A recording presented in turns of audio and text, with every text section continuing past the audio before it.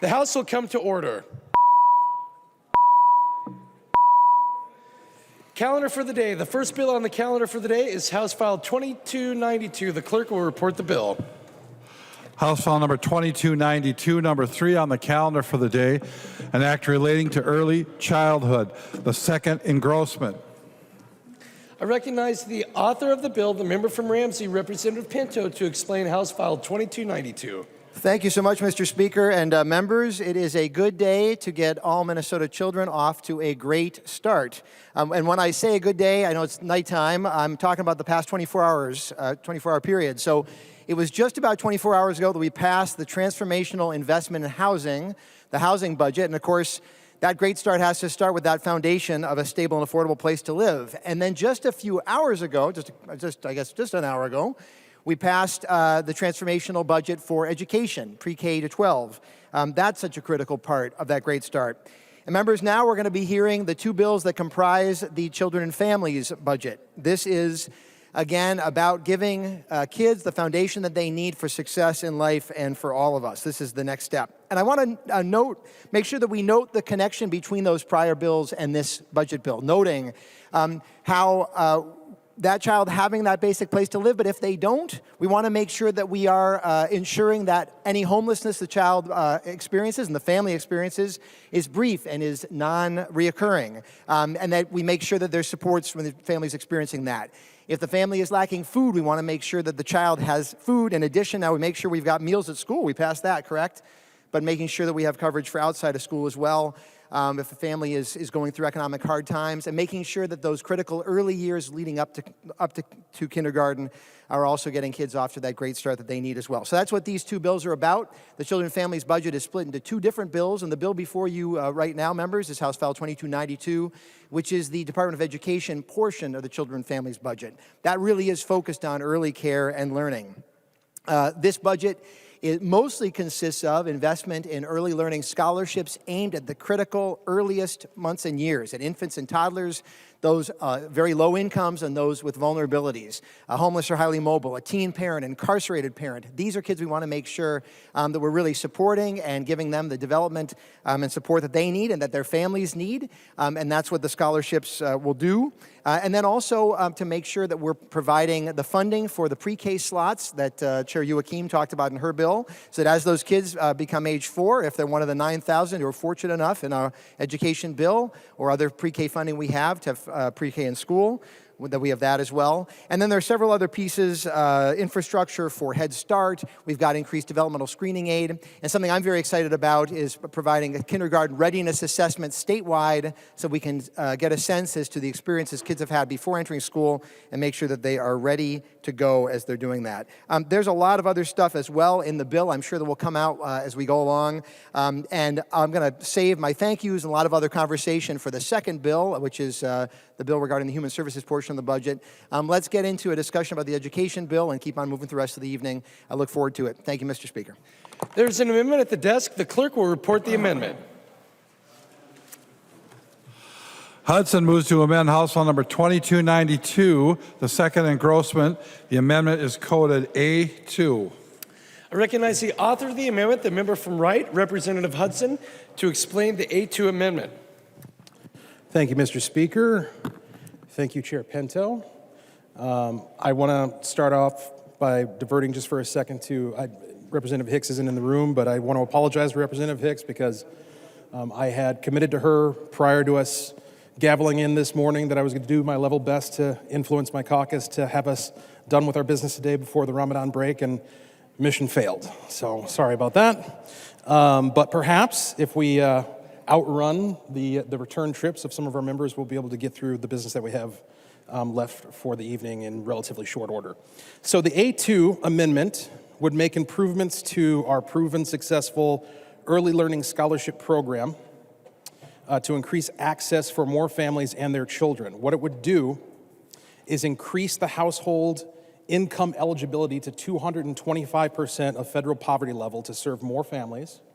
It's going to expand the child age range from birth to age 5 in order to cover more children. And it's going to set the scholarship amount to be greater than either greater than either of the two CCAP reimbursement rates or the average statewide general education revenue per pupil, whichever one is larger. It's going to prohibit the Commissioner of Education from differentiating scholarship amounts based on provider type, so that family child care providers are not arbitrarily given a lower level of scholarship.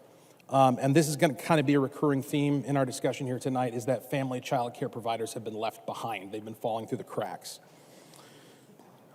Early learning scholarships are something that we support, and we're thankful for the degree of support that we've had from the majority on those. We think we should lean more into those because they are portable, they are flexible, they empower parents. And parents are the ones who have the best interests of their children in mind at all times and understand the needs of their children to the highest degree, and have the most skin in the game in terms of discerning who should be taking care of their kids. We can increase access and lower cost of families through an existing scholarship program that is not constantly under suspicion of fraud and abuse, and we'll talk more about those concerns later, but for the time being, I will present that as the A2 amendment. Thank you. Discussion to the A2 amendment. Representative Pinto. Thank you, Mr. Speaker. I believe, Representative Hudson, that this was offered in committee, and as I said then, there's a lot to like in here in terms of where we should be going in the long run. So increasing income eligibility for our various programs for early care and learning, hallelujah, totally agree. We know that families are struggling with child care and early learning, quite a bit up the income scale. We know that our opportunity gaps that are in our K-12 system start in the earliest months and years. So absolutely, I agree that we should be increasing the amount per child that is paid out. It is not sufficient to pay. We know that there's a huge need there. The problem with this, though, is that if we did this right now, what this would mean is that there'd be many fewer children who would actually be receiving early care and learning. And that is not what we want to do. This would take away the prioritization that I referenced before about those kids who are the most vulnerable, those with teen parents, those who are incarcerated parents, those homeless, highly mobile, et cetera. And I'll say the brain development, the most important years, it's the earliest months and years that are absolutely most important. That's the reason we're prioritizing infants and toddlers. We need to be supporting families all the way on up, but we want to be making sure that we're supporting as many families as possible. I'm concerned if we do this, we're going to be supporting significantly fewer families. And so I very much am going to take this as an endorsement of a long-run approach. Let's work together to get significantly more funding in these programs to help support more families. I love it, I love it, I love it. But for now, let's make sure we can at least support these families we've got here. Thanks. The author of the amendment, Representative Hudson. I'm going to choose to engage in selective hearing and just say he loves it, he loves it, he loves it, and ask that members support this amendment and vote green. Thank you. Oh, and I'm asking for a roll call. Representative Hudson requests a roll call. Seeing 15 hands, there will be a roll call. The clerk will take the roll on the A2 amendment.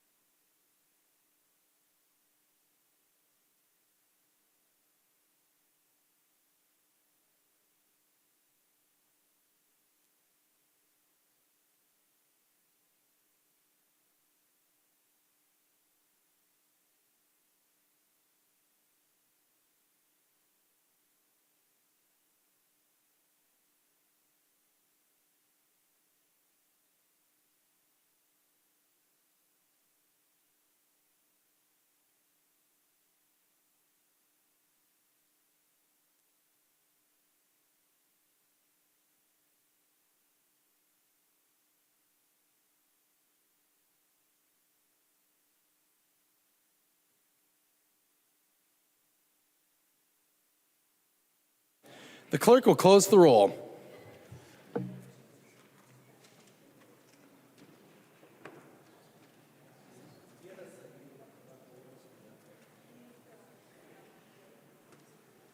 There being 59 ayes and 69 nays, the motion does not prevail. The A2 amendment is not adopted.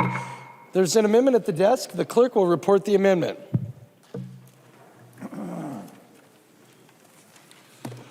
Creeshaw moves to amend House File number 2292, the second engrossment. The amendment is coded DE4. I recognize the author of the amendment, the member from Morrison, Representative Creeshaw, to explain the DE4 amendment. Thank you, Mr. Speaker. And first of all, I'd like to request a roll call and see if there's 15 members in Representative the Creeshaw chamber. requests a roll call vote. Seeing 15 hands, there will be a roll call vote. Representative Creeshaw. Thank you, Mr. Speaker. And the DE4 amendment is an attempt at compromise. Most of the underlying bill remains intact, including changes to the early childhood screening, Head Start, early childhood grow your own programs. The amendment removes some provisions relating to requiring pre-kindergarten and preschool educators to be licensed by the state, and instead of funding nonprofits, we direct more of that funding to our parents through a modest increase in the early learning scholarships also funded within the bill. Early learning scholarships, the amendment increases access for early learning scholarships by raising the household income to 225% of the federal poverty level and making more children eligible through the expanded age eligibility. It provides fairness to our providers, including the family child care providers, by ending the arbitrary differences in scholarship accounts based solely on provider type. On this, we add more duties for the State Advisory Council on early learning, or early education and care, and we ensure that parents have a decisive role in choosing a provider or program setting that best meets the needs of their children and families and respects family values and cultural heritage. And with that, members, I ask for a green vote, and I would hope that the author would find this friendly. Discussion to the DE4 amendment. Representative Pinto. Well, thank you, Mr. Speaker. And again, I really do appreciate the endorsement of investments in early care and learning for families. That's really important. I do want to direct members' attention to a letter that's been distributed. I believe it's gone out to everybody from the Minnesota Business Partnership, endorsing both early learning scholarships and also the kindergarten entry assessment that would be cut from this in this amendment. This, they are saying, is quite important, and as supporters of early learning scholarships, they are saying that the removal of that piece alone would be a significant problem from this to lead all. In addition to that piece, which again will help us to understand how early care and learning programs have been operating, I guess I have a sense in general that's something I think from the other side of the aisle you very much appreciate and would not want to cut. So we want to make sure we keep that. In addition, there are a series of pilot programs and a number of exciting initiatives that are included in the bill that this would cut, including, well, a series of proposals. I was going to perhaps have some colleagues talk about them. We'll see if they're going to be doing that. But members, there is significant funding for early learning scholarships in this bill. That's terrific, and we can do some other things as well. We're able to do that all together, and so I'd urge a no vote, but again, appreciate the endorsement of investments in this area. Thanks. The author of the amendment, Representative Creeshaw. Thank you, Mr. Speaker. And so what you're saying is we have a chance. So, members, I hope you vote green. The clerk will take the roll on the DE4 amendment.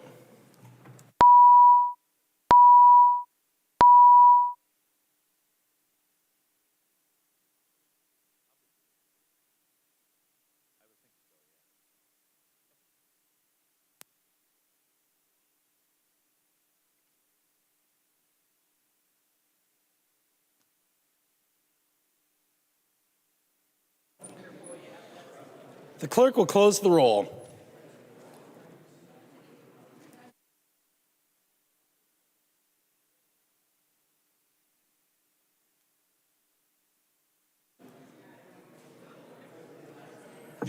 There being 58 ayes and 69 nays, the motion does not prevail, and the DE4 amendment is not adopted. There are no further amendments at the desk. The clerk will give the bill its third reading. Third reading, House File number 2292. Third reading. I recognize Representative Coulter, the member from Hennepin. Well, thank you, Speaker. Members, 80% of brain development happens by age 3, and 90% happens by age 5. Those of us who are on the Children and Families Committee have heard those statistics, it feels like every time we've met. But I just want us all to think about that for a moment.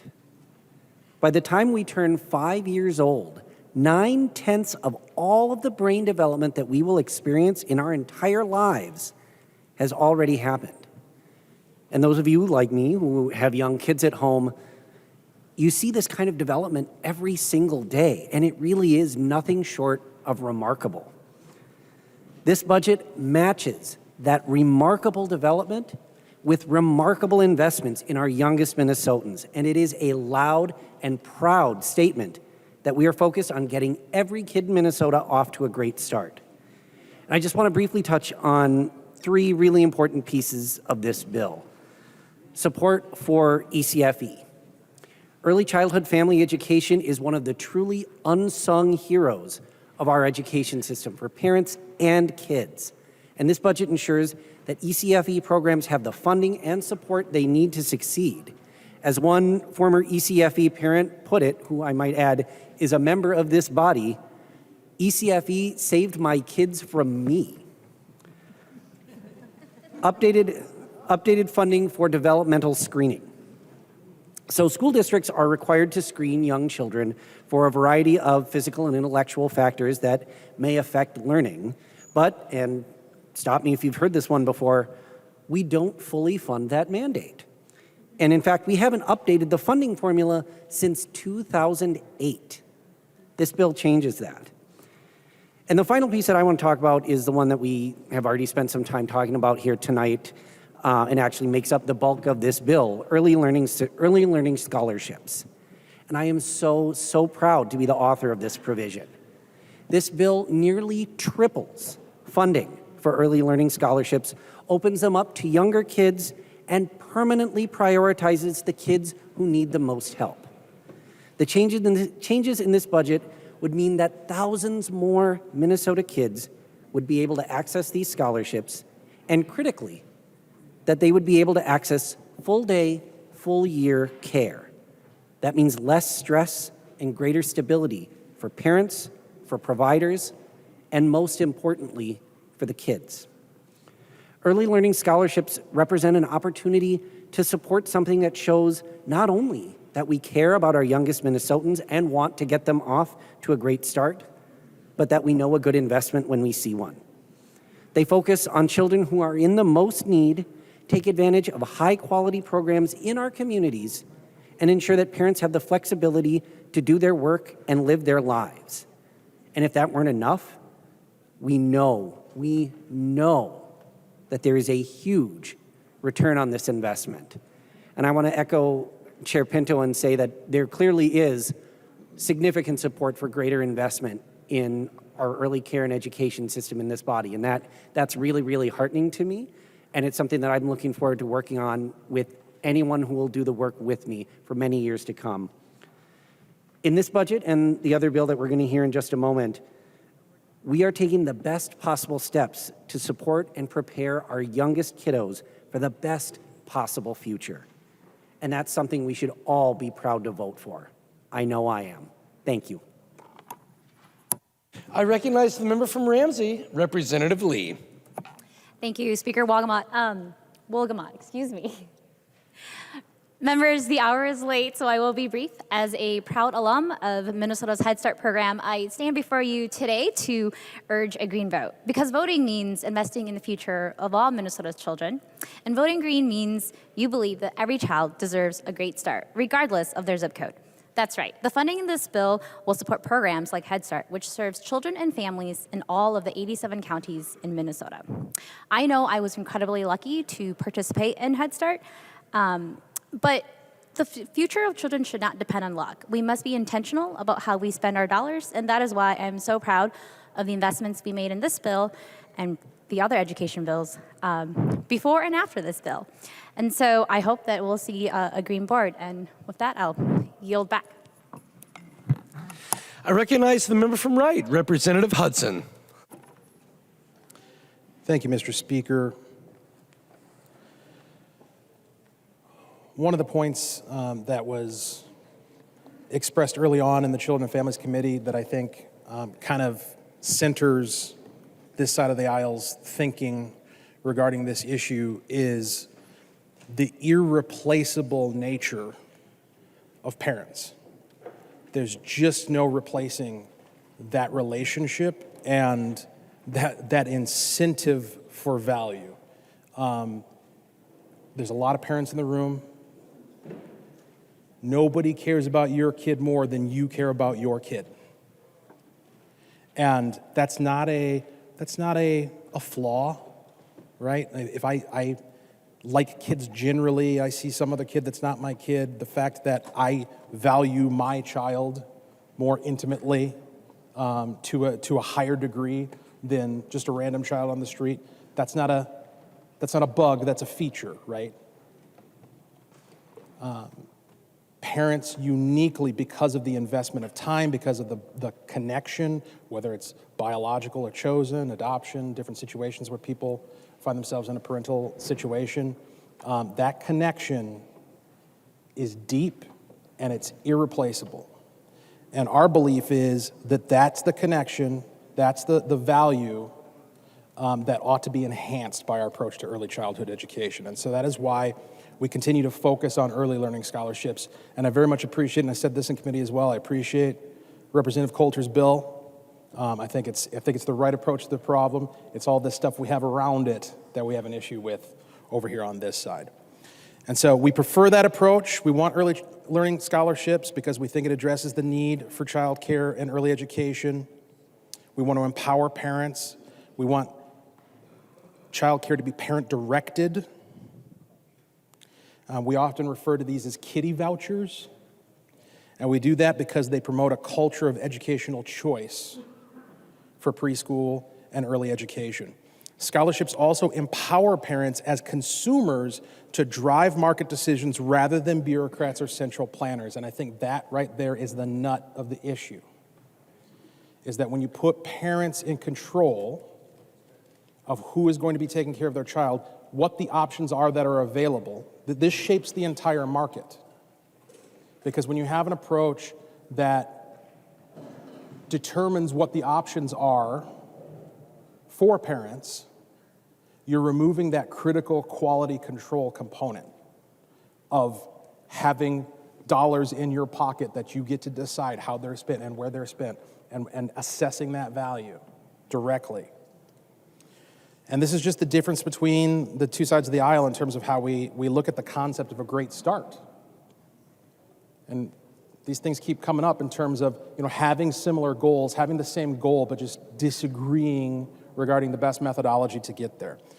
For the majority, it seems to be that Great Start means a child surrounded by unionized caregivers. On our side, we believe that a Great Start means a child nurtured by empowered parents who have the interest of their child at heart. That's the contrast here, and because this bill doesn't lean in that direction of empowering parents, I'm going to ask members to vote no. Thank you. I recognize the member from Hennepin, Representative Katiza Wattoon. Thank you, Mr. Speaker, and thank you, Chair Pinto, for all your leadership in this area, helping all of the children in Minnesota get off to a great start. It's been an honor serving on the Early Childhood Education, Finance, and Policy Committee with you over the last 2 biennium, and now as we take on ownership of more issues that impact the children and families across the state of Minnesota. It's been an honor on this committee as well. It should be of no surprise to anybody that childcare and early learning are essential to our economy and our society. It allows parents to work, employers to expand, and our children to thrive. And our early care and learning industry is not a one-size-fits-all model.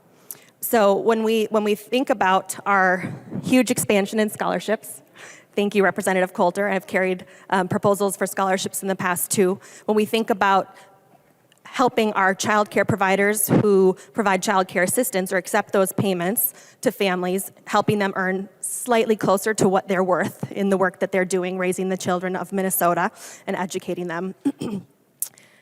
There are so many pieces of this puzzle, and it's been really exciting to see the different proposals that have come before us in this committee and really think through just how we are giving parents and children the choice of what is best for them.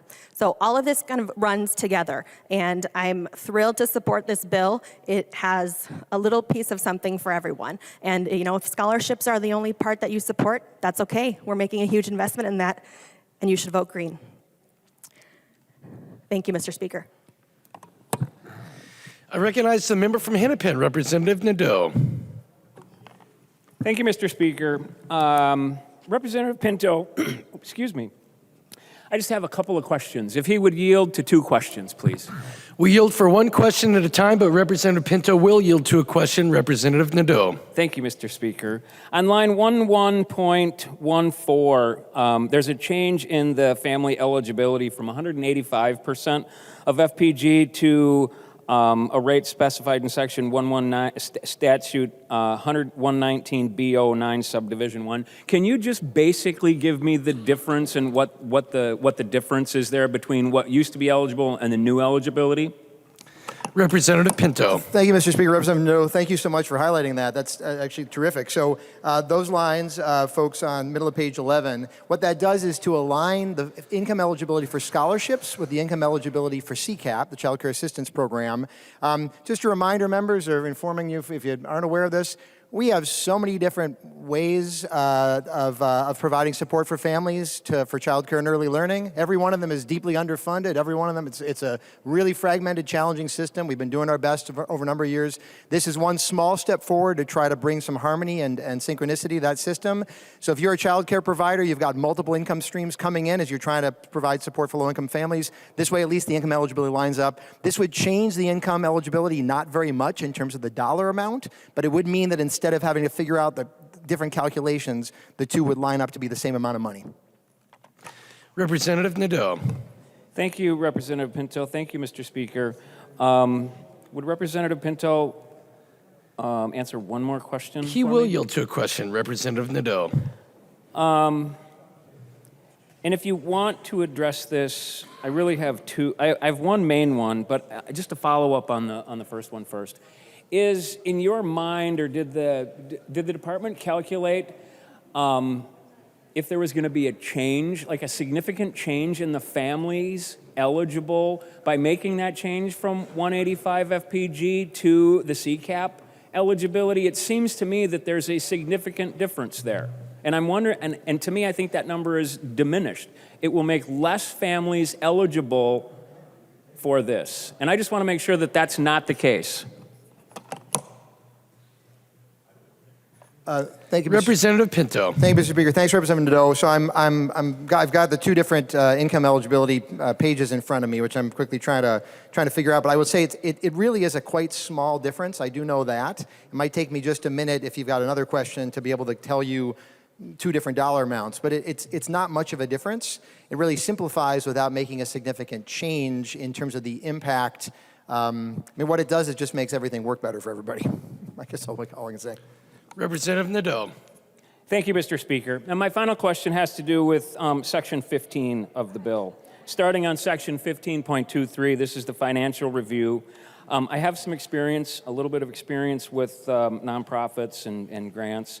And I'm wondering if this language that has been added in here would, and I'm not trying to play politics with this. We've had a little bit of fraud, a bit, in the past. And was this language added to try to ensure that's more difficult for a fraudster to actually try to defraud the state, number one. And number two, this language in here, would it be effective in preventing that from happening? And the reason that I'm asking is that this is pretty boilerplate stuff in contracts. You're providing an I-90, you're registered with the state, it shows you're exempt, it's got authorities in here. There's nothing in here that's of real significance that I would submit that is really outside of what we already do when we contract with nonprofits to provide services. So I'm wondering if you think this language would make it more difficult for a fraudster to actually take our money and not deliver those services. That's my question. Thank you, Mr. Speaker. Representative Pinto, will you yield to that question? Thank you, Mr. Speaker. Thanks, Representative Pinto.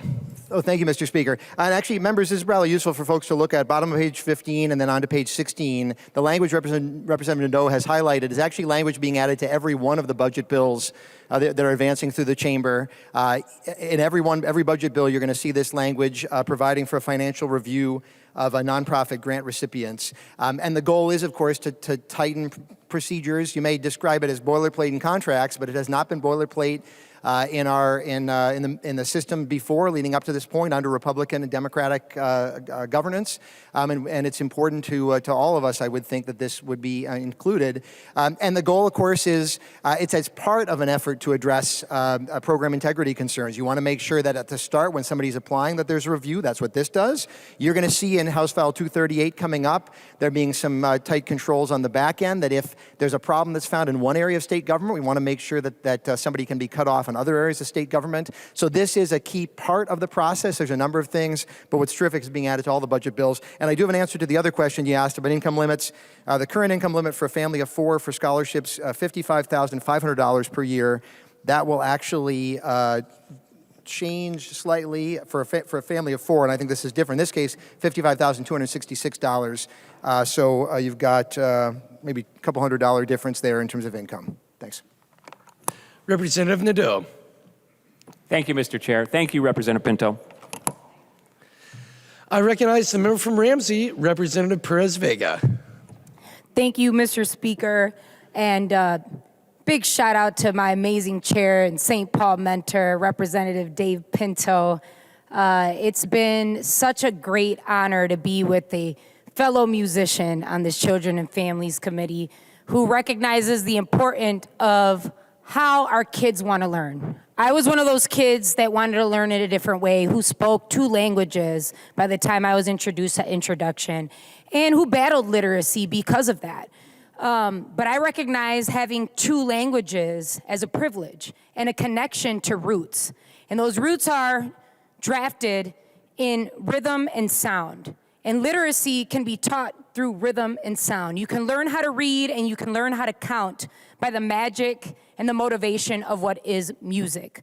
It is amazing to see that through this committee and through the work that we're doing here, that we're going to be able to expand the commitment to how children want to learn. I was one of those kids that was dedicated to want to expand how I needed to learn, how I really did need to learn, because I was being blocked by curriculums that did not include music and the arts.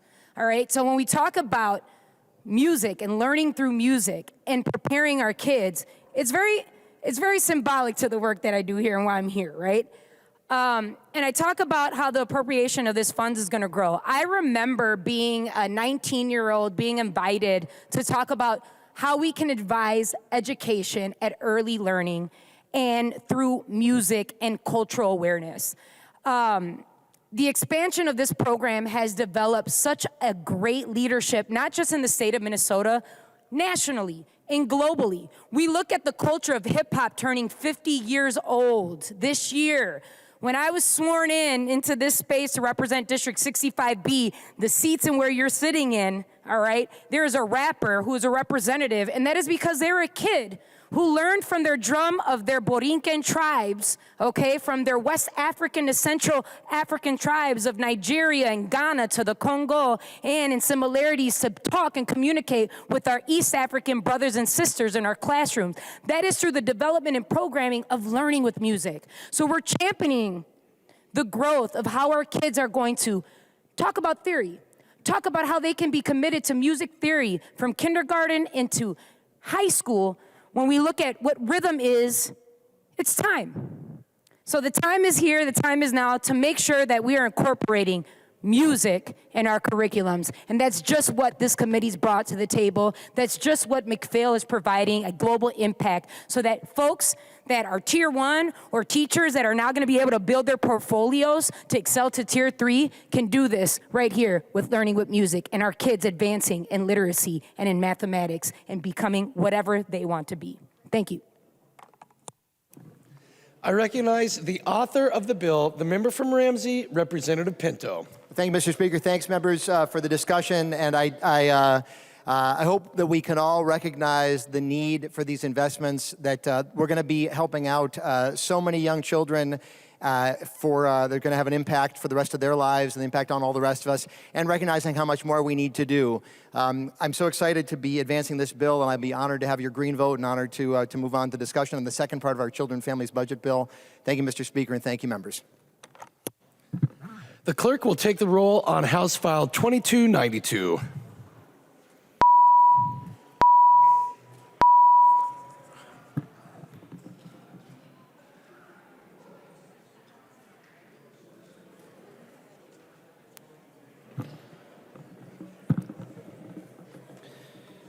Members, please vote.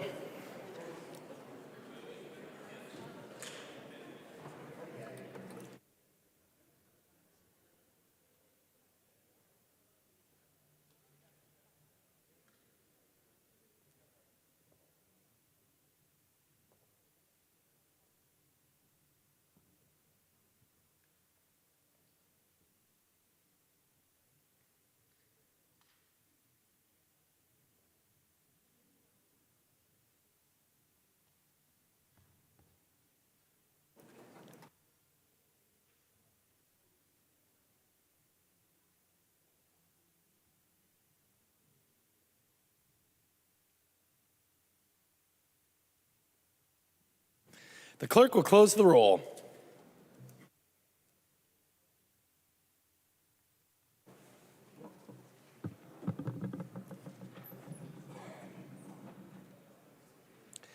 There being 71 ayes and 57 nays, the bill is passed and its title agreed to. The next bill on the calendar for the day is House File 238. The clerk will report the bill. House File number 238, number 4 on the calendar for the day, an act relating to children, modifying provisions on child care, the second engrossment. I recognize the author of the bill, the member from Ramsey, Representative Pinto, to explain House File 238.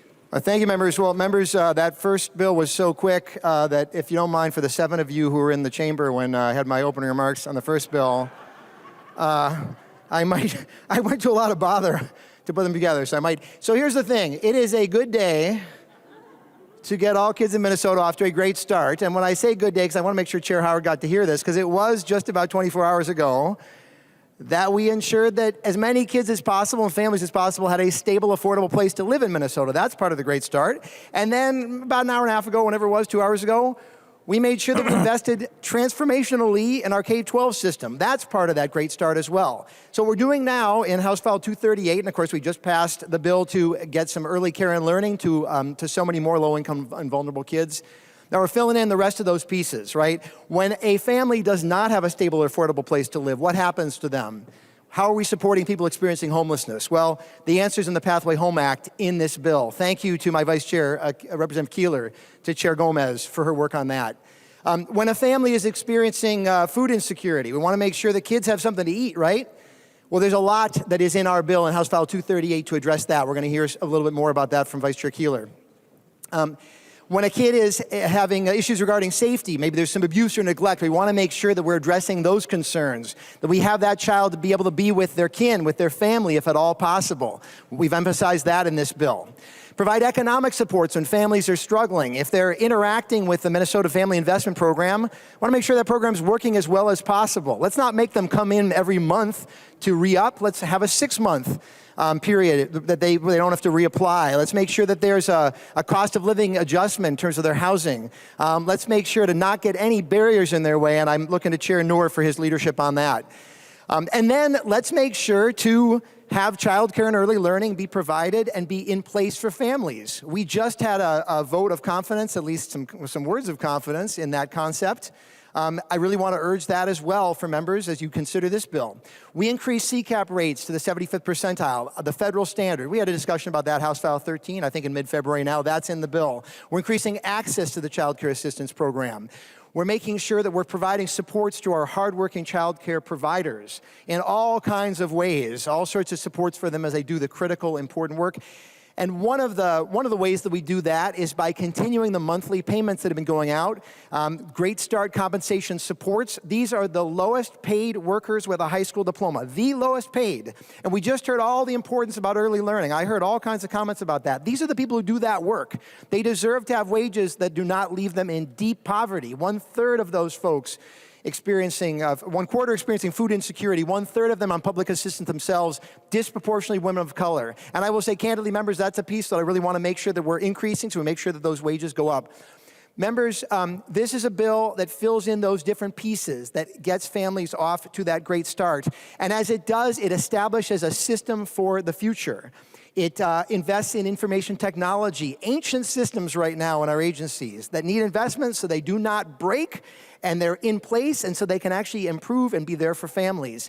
And we establish, and following the lead of the Walls-Flanagan administration, a Department of Children, Youth, and Families to put children at the center of that agency and therefore the center of what we do, because when we put kids at the center, we know that we all benefit from doing that. So members, there's a lot in this bill. I know we'll have a lot of conversations about it. It might not be quite as quick, but I promise we'll keep on moving, and I'm looking forward to the discussion. Thank you, Mr. Speaker. There's an amendment at the desk. The clerk will report the amendment. Hicks moves to amend House File number 238, the second engrossment. The amendment is coded A14. I recognize the author of the amendment, the member from Olmsted, Representative Hicks, to explain the A14 amendment. Thank you, Speaker. This is a very simple amendment. It is simply a survey so we can identify how many Minnesota children are being sent out of state in out-of-state placements and how much money it's costing Minnesotans. I hope that this is a friendly amendment and bipartisan support. Discussion to the A14 amendment.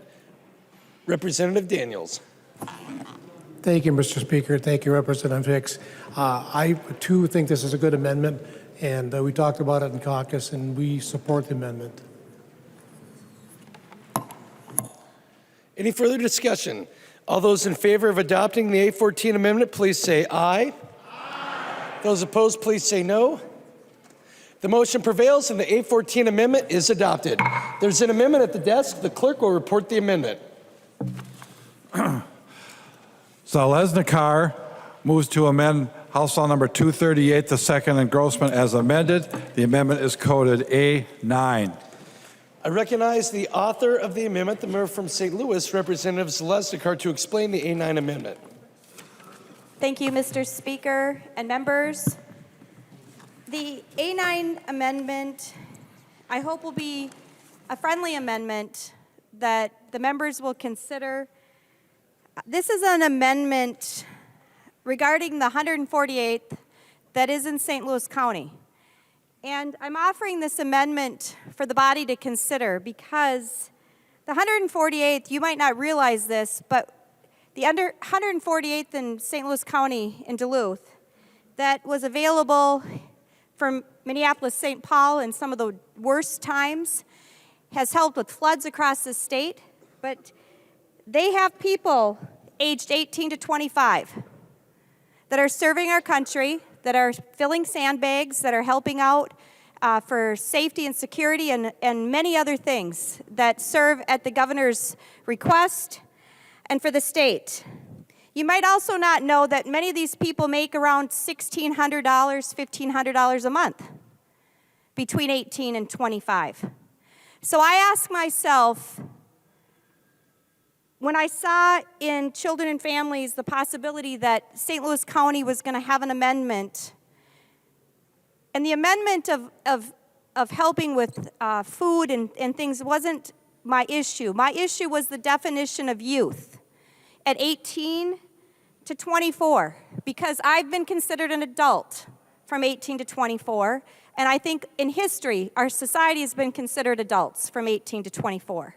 So a cash stipend, and when I asked at committee, there was no strings attached for any financial management, no classes, it was just a cash stipend. When I asked the amount, I'm not sure if it's $1,000, but my amendment is an amendment to replace that if we are going to give a cash stipend in St. Louis County, that we seriously consider when families right now are giving gift cards to 148th so they can buy food, why we wouldn't consider 18 to 25-year-olds, 24-year-olds in St. Louis County with a pilot project for the 148th, after everything they have done for this state, that they would not be. We are doing homeless shelters. We're doing many things to help people, and I'm all for that. A lot of those things are great things. But there is a disproportionate, not going to the people who are actually, they are working, and they also have food insecurities, and they're also making very low wages, and they're also serving our state. So I ask you to consider this because we're talking about adults, 18 to 24. And so I urge this body to consider a cash pilot project for the 148th in St. Louis County. Thank you. I'd like a roll call. Representative Mr. Speaker. Zalesnikar is requested a roll call vote. Seeing 15 hands, so there will be a roll call. Discussion. I recognize the member from Clay, Representative Keeler. Thank you, Mr. Speaker, and thank you, Representative Zalesnikar. I love the military. I like that you had that in the amendment because it gives me the opportunity to talk about the fact that I come from 7 generations of Ikichita, or military. The people in my family were serving to defend this land before this land gave my family the opportunity to be identified as a citizen. So I appreciate that you're bringing this forward. And I want to thank everybody in this chamber and who's watching, who has served in any of our branches, their families that have supported them in that. I want to remind the members here that a couple months ago, I don't even remember, weeks ago, something, it all blurs together. We passed $5 million off of this floor in emergency food shelters, or emergency food shelf funding that went across the state, including Duluth. So I believe we did that. And I believe that we passed an amazing bill off this floor to support veterans, and we did that bipartisanly. We have other components in this bill that address food insecurities across the state, and we'll continue to put money into those areas. And so I believe that we're doing a significant amount for our veterans and food insecurities border to border. I want to talk about what we are doing, though, with this cash stipend. I agree with you. It's a pilot program. We're going to test it out. We have to be creative in the ways that we look at addressing homelessness, especially in greater Minnesota. And this was an amazing bill. We pared it down. We made it a pilot program because, I'll be really honest, we all have some concerns about it. And that's why we did a 2-year pilot program that will be reported back with a smaller dollar amount so we can see how it works, give a report back, and do more discussion at that point. Thank you. Thank you for bringing this forward. Thank you for giving us the opportunity to talk about it. And thank you to all of the service members who have served this great land. I would encourage us all to vote no. Representative Zalesnikar. Thank you, Mr. Speaker, and thank you, Representative Keeler. I guess when I look at this, it's $1 million. And $1 million is a lot of money for each year in this biennium. As a pilot project, we have every single employer calling saying, we want to employ anybody in St. Louis County that wants to work. You can't drive through St. Louis County without seeing a help wanted sign. They are eager to help in any way, whether it's transportation, anything, to try to get people, whether it's at fast food, working in assisted living. We're training everybody. They're offering free training, gas stations. So I urge members to really think about what we're saying.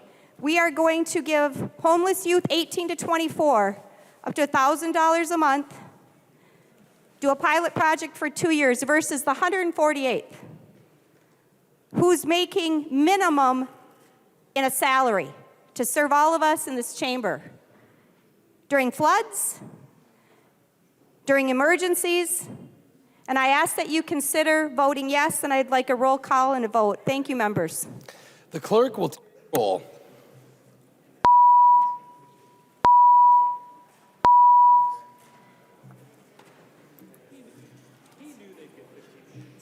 They had already done it. She requested a roll call vote already, so.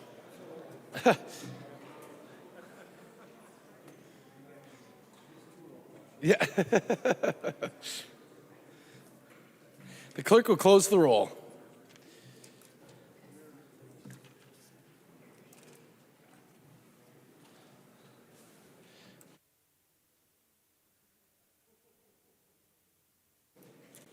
There being 58 ayes and 70 nays, the motion does not prevail, and the A9 amendment is not adopted. There's an amendment at the desk. The clerk will report the amendment. Hudson moves to amend House File Number 238, the second engrossment as amended. The amendment is coded A10. I recognize the author of the amendment, Representative Hudson. Thank you, Mr. Speaker.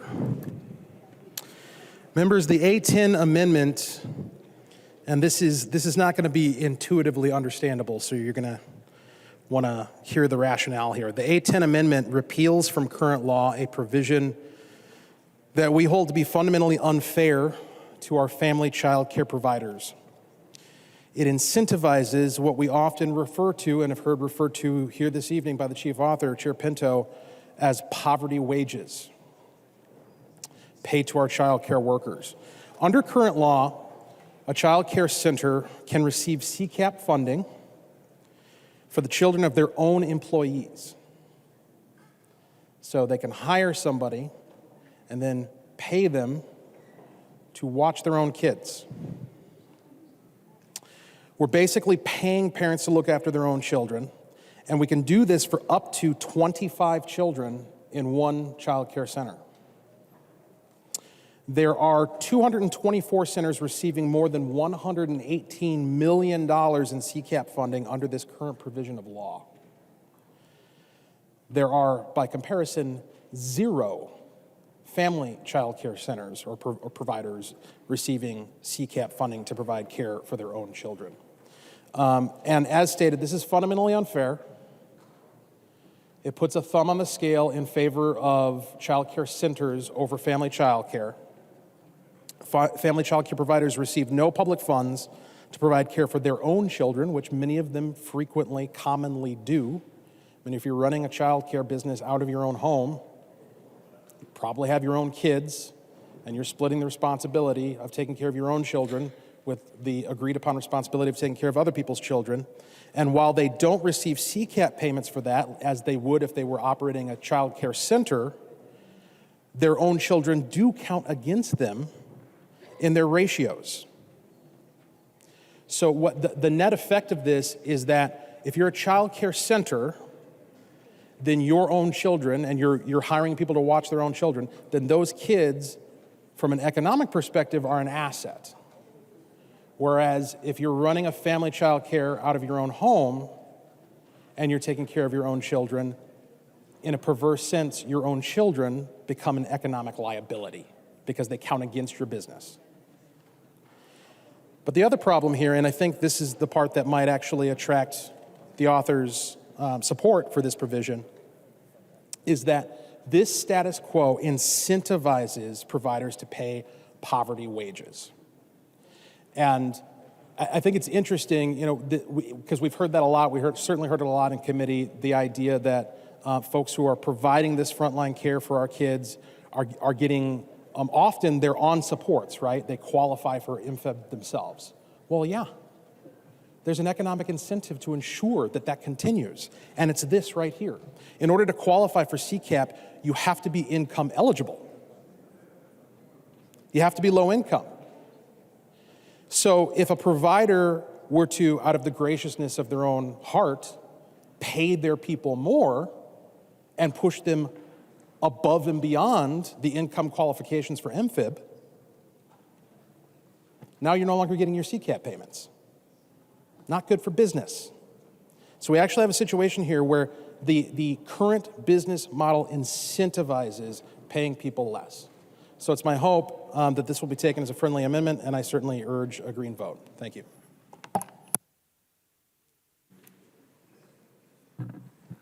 Discussion to the amendment. I recognize Representative Pinto. Thank you, Mr. Speaker. Representative Hudson, the reason the wages are so low is because the economics do not work. And I guess we think we've talked about this in committee, but as long as I have the opportunity with the body as a whole, we just had the education bill. I'd like you to imagine that there was essentially no public support for education. I mean, even the kind that my colleagues across the aisle, like, there's forms of support that you all prefer. Imagine there's just not public support. Well, what would happen? You'd have class sizes of like 100 third graders in a class. Parents would be paying just massive amounts of their income. They wouldn't be able to afford anything at all. And teachers would be working poverty wages. The economics do not work. There's no example around the world where that works for K-12. And in most other countries, They also provide it for early care and development. Just we don't do that in our country. The economics do not work. And it's going to stay in poverty wages until we recognize that this is in fact a public good that needs public support, like learning for older kids. That's just how that works. So Representative Hudson, if you've got somebody working in why would somebody go to work in a child care center just based on the economics? The wages are going to be low if the people who run that center try to raise the costs, try to raise prices of family child care as well. The parents are already paying 20, 30, 40% of their income for child care, which does not include rent. We heard that from Chair Howard yesterday, et cetera. So this is something that is a way that somebody can actually do that work, is that as they're providing the care and learning to relieve our worker shortage, because we know we need child care so that folks can be out working, this is something that they can do. Now, I have to tell you, this is such a complicated area. I think I've probably studied this more than anybody else in this body, and I was pretty uncertain. I had to ask House Research today about the difference between family child care centers when it comes to this issue. I don't think there's ever been a bill from anybody to provide for family child care that they be able to have advantage of this. This makes a lot of sense to me. As I said, I just was not aware of this. It's interesting that when we notice a discrepancy like this, our automatic thought is, oh, let's make sure to take low-income people and to make them be even worse off, like this proposal, rather than saying, oh, how about if we lift up our family child care providers and make sure that they get the same opportunities? So Representative Hudson, you introduced that bill. Let's have a hearing on it. I'm very intrigued by it. As I say, I just figured it out in the last couple hours as I was looking at your amendment. In the meantime, though, boy, let's not make it even harder for those doing this critical work. Vote no. The author of the amendment, Representative Hudson. Thank you, Mr. Speaker, and thank you, Chair Pinto. I appreciate the recognition of the value of family child care providers, and I'm certainly intrigued by the offer to work on providing more support for them in many ways, including potentially that. I think the reason why we would want to remove this, though, is that, we're talking about a situation that currently is deeply unfair, and this is one of many ways in which we're putting our thumb on the scale on behalf of or in benefit to child care centers at the expense of family child care providers. And again, speaking to the debate we had earlier on the last bill on one of my amendments, it just feels as though the majority's conscious or unconscious tendency is to try to surround kids by this unionized workforce environment as opposed to providing opportunities and facilitating opportunities for families to take care of their own. And so I would encourage a yes vote on this, a green vote on this. I'm going to ask for a roll call, Mr. Speaker. Seeing 15 hands, there will be a roll call vote. Representative Hudson. Thank you, and I'm going to ask people to vote green. Thank you. The clerk will take the roll on the A10 amendment.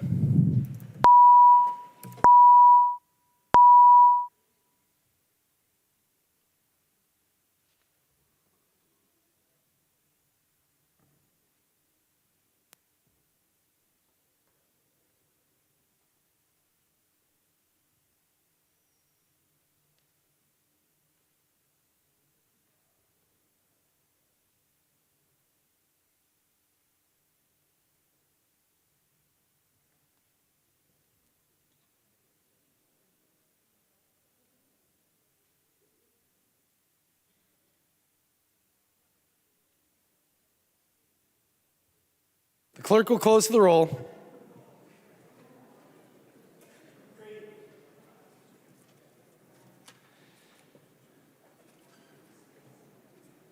Representative Joy.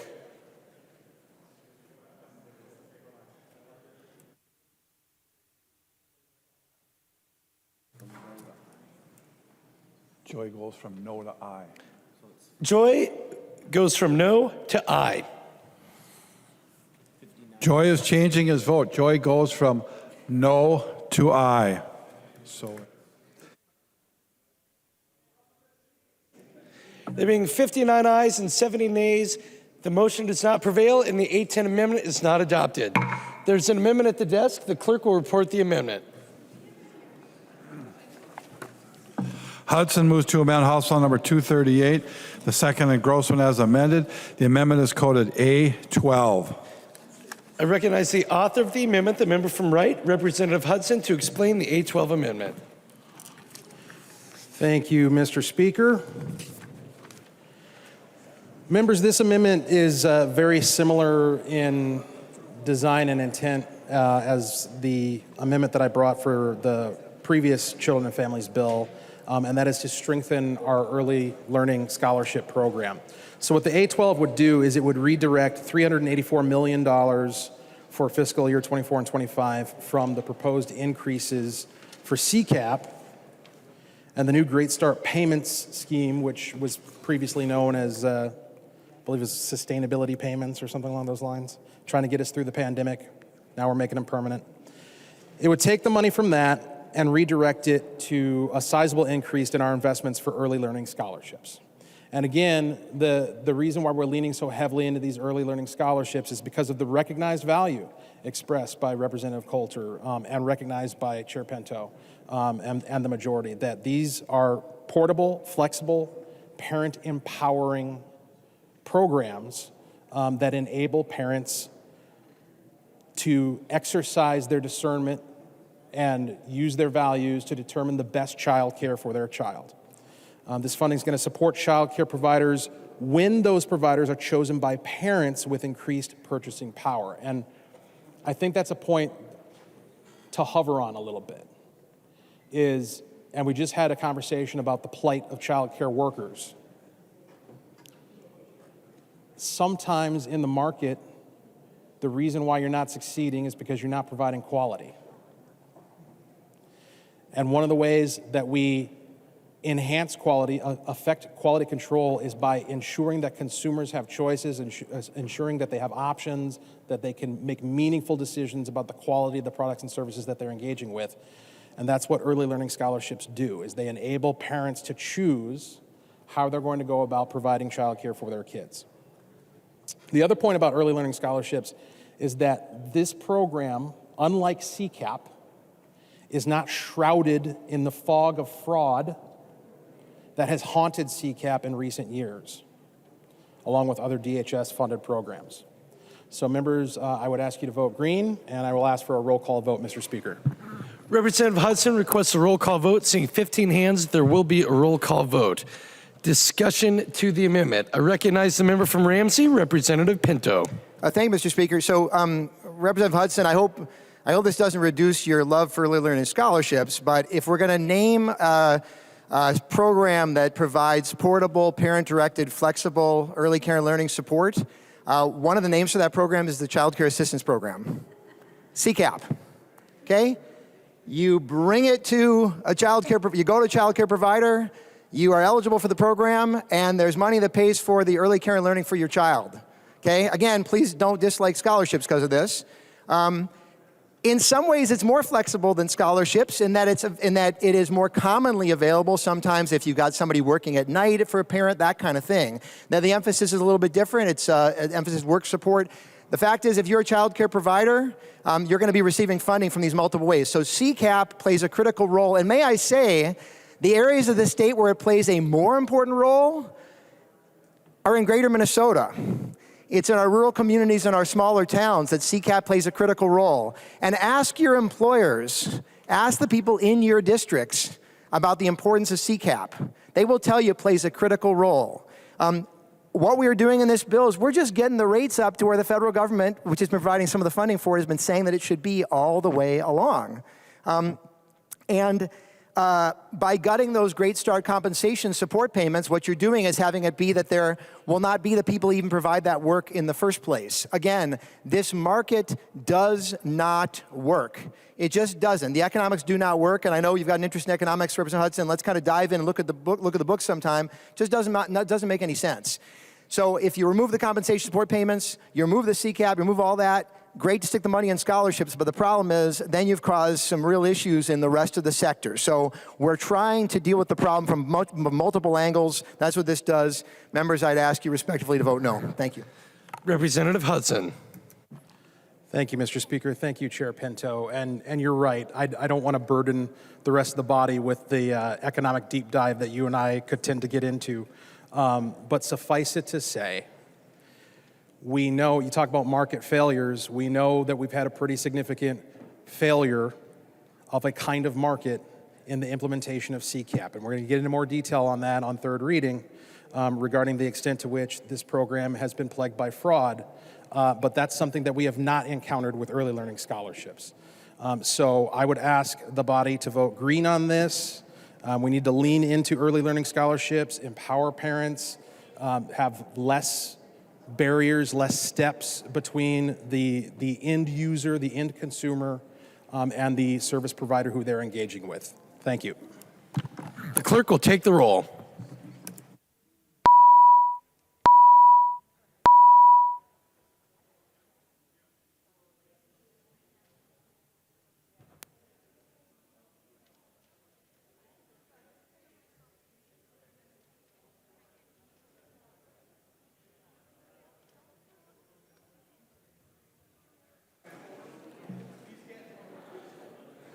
The clerk will close the roll.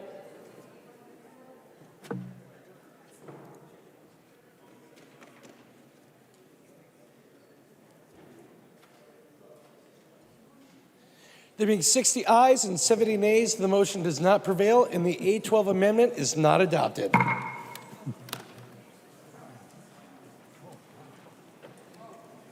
There's an amendment at the desk. The clerk will report the amendment. Daniels moves to amend House File Number 238, the second engrossment as amended. The amendment is coded A13. I recognize the author of the amendment, the member from Rice, Representative Daniels, to explain the A13 amendment. Thank you, Mr. Speaker. It's been a long week already. The hour's getting late, so I'm going to keep this extremely short and to the point. The A13 amendment includes provisions within this bill to attempt to address the ongoing unresolved concerns with massive fraud, thank you, Mr. Speaker, massive fraud that plagued the CCAP program and other programs, including the Feeding Our Future. This amendment also includes several provisions in the bill related to child protection. Two areas that are most important in this amendment is to put all the provisions, there are provisions in here for guardrails, and they're scattered through different sections in the bill. And what this amendment will do is put them all into one section so that when the paperwork goes to the conference committee, that paper won't be shuffled and lost and we lose some of those safeguards. Second one is while we still have much more work to do to fight the fraud in our programs and fully account for the money stolen, these measures are an admission by the DFL that their highly touted 2019 reforms still did not enough to stem the case of fraud. And that's my amendment, Mr. Speaker. Discussion to the amendment. I recognize, there's amendment to the amendment at the desk. The clerk will report the amendment to the amendment. Pinto moves to amend the Daniels amendment to House File Number 238, the second engrossment as amended. The amendment to the amendment is coded A17. I recognize the author of the amendment to the amendment, the member from Ramsey, Representative Pinto, to explain the A17 amendment to the A13 amendment. Thank you, Mr. Speaker. Representative Daniels, thanks for offering the amendment. I will say we have a highly skilled staff, and I'm not sure that we sort of need the help to move provisions into an article and that kind of thing. What the secondary amendment does is it really sets up a question as to whether these provisions that you've identified should remain in the bill or not. I'm going to say full disclosure in advance that I absolutely think that they should, and I'm going to suggest, we'll suggest a no vote on the underlying amendment. What this will do is to really set that up very clearly, and so I'd ask members to support this secondary amendment. Thank you. Members, please take your conversations off of the House floor. Discussion to the A17 amendment, Representative Daniels. Short and sweet. I request a roll call. Representative Daniels requests a roll call vote. Seeing 15 hands, there will be a roll call. Representative Daniels. And I recommend a no vote. The clerk will take the roll on the A17 amendment to the A13 amendment.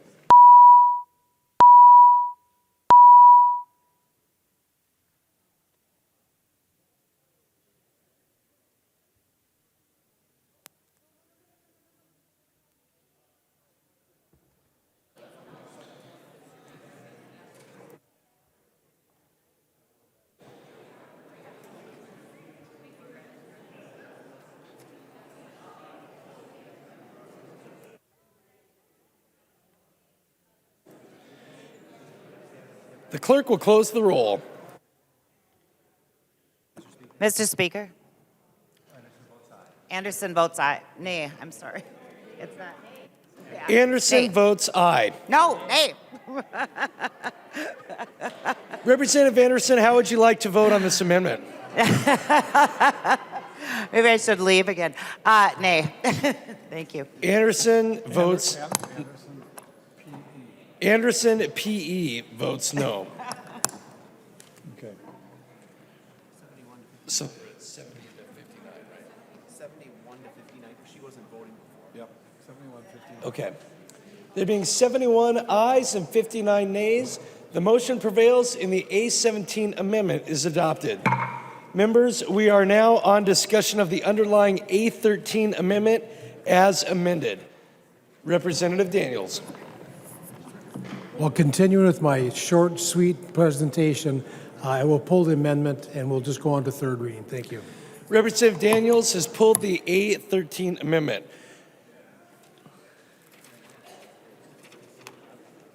There are no further amendments at the desk. The clerk will give the bill its third reading as amended. Third reading, House File number 238, as amended. Third reading as amended.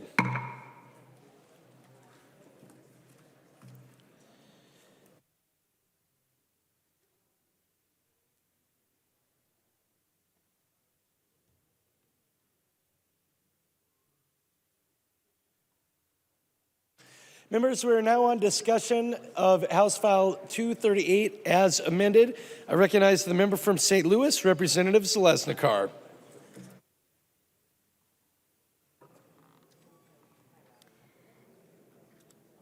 Mr. Speaker, members, I rise today, and first I want to thank Chair Pinto and Representative Keeler. It truly was an honor to serve on children and families, and it is a topic that has been of importance to me for years. As a working mom, I use childcare, family childcare, center childcare, and had many employees that were looking for childcare. And campaigning, that was one of the things I heard about all the time. And so I rise today about one of the pieces that concerns me.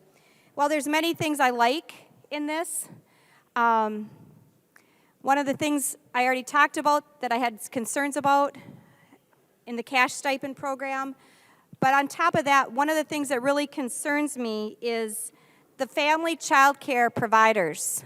And I had many families talk to me door knocking, and we've lost, in about a year period of time, 700 plus family child care providers.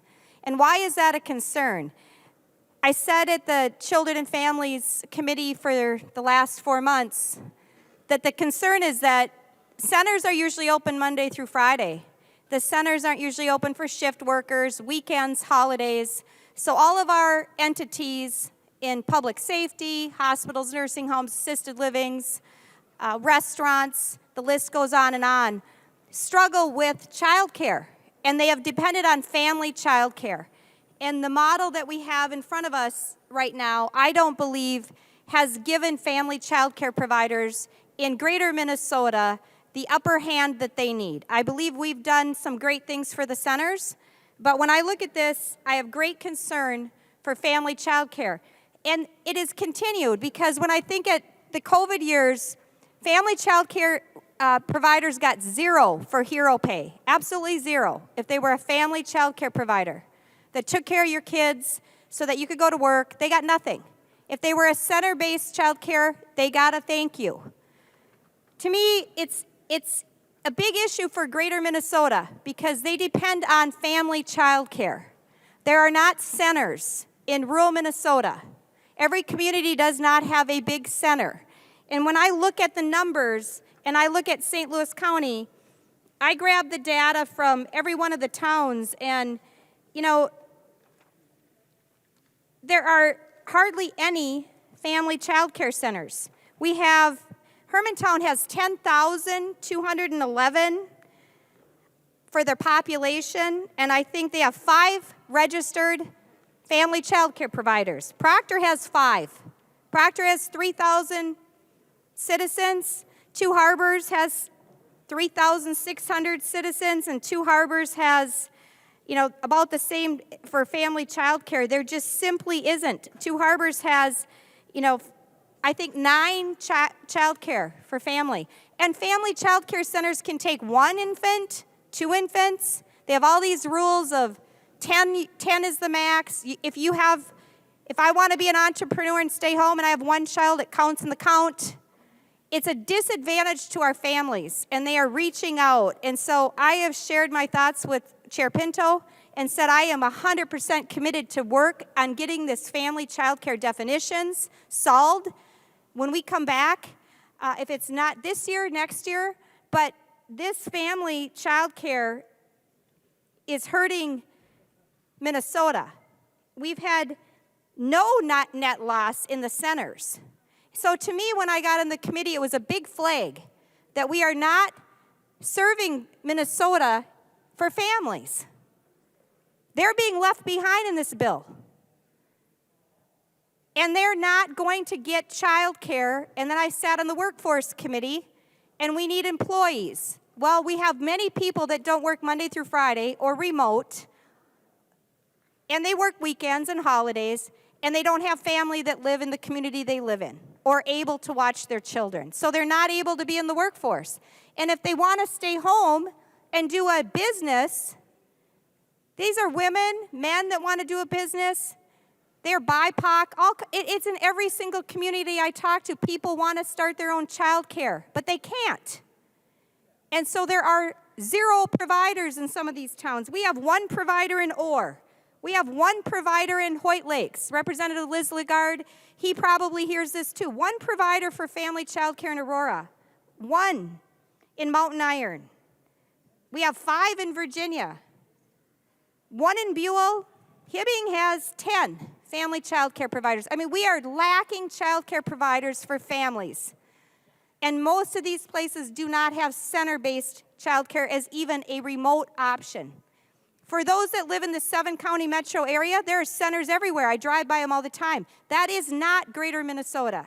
So for that reason, I can't support this bill because it's very tilted, and it's hurting greater Minnesota, and it's hurting the families that want to start child care, want to be an entrepreneur, want to stay home with their kids, and they have no access. So members, I hope you will consider the words I'm saying and how this is disproportionate against family child care providers in the state of Minnesota. Thank you, members. I'm going to be voting no for those reasons. Thanks.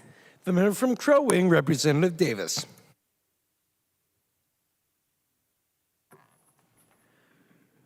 Thank you, Mr. Speaker. Members, I rise tonight in opposition of House File 238. This massive bureaucratic agenda is clearly focused on growing and empowering government, not giving money back to Minnesotans in order to help them be self-sufficient. Our historic surplus should have been the impetus for tax cuts, not massively expanding government and charging the taxpayer for it, and that's exactly what's going to happen. At a time when we have a $19 billion surplus. Brace yourselves, Minnesota, for higher tax cuts. It's going to be necessary to pay for this partisan wish list. As Democrats go on a $72 billion spending spree, yeah, $72 billion. Gosh, that's getting close to $100 billion. And I'm not the greatest at math, but isn't that like 1/10 of $1 trillion? That's the trajectory of government right now in the state of Minnesota. And this bill is no exception.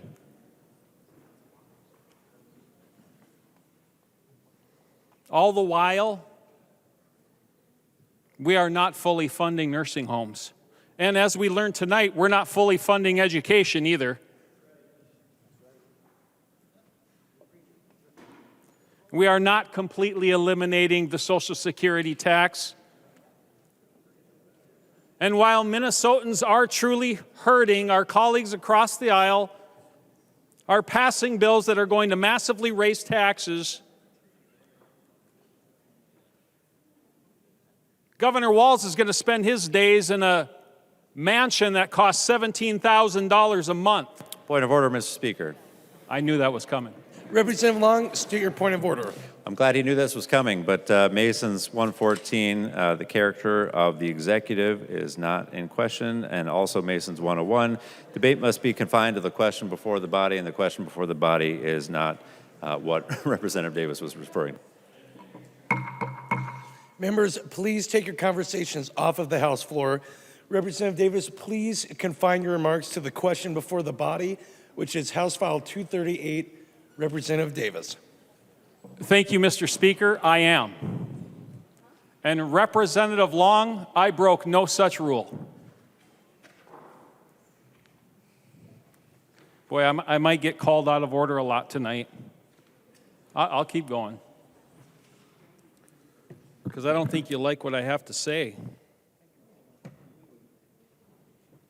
Minnesotans are looking for a responsible budget, and they're looking for meaningful tax relief. See, since I've got here, now I hope it's okay if I share my perception and not get ruled out of order, because that's what I'm going to be speaking to regarding this bill, my perception.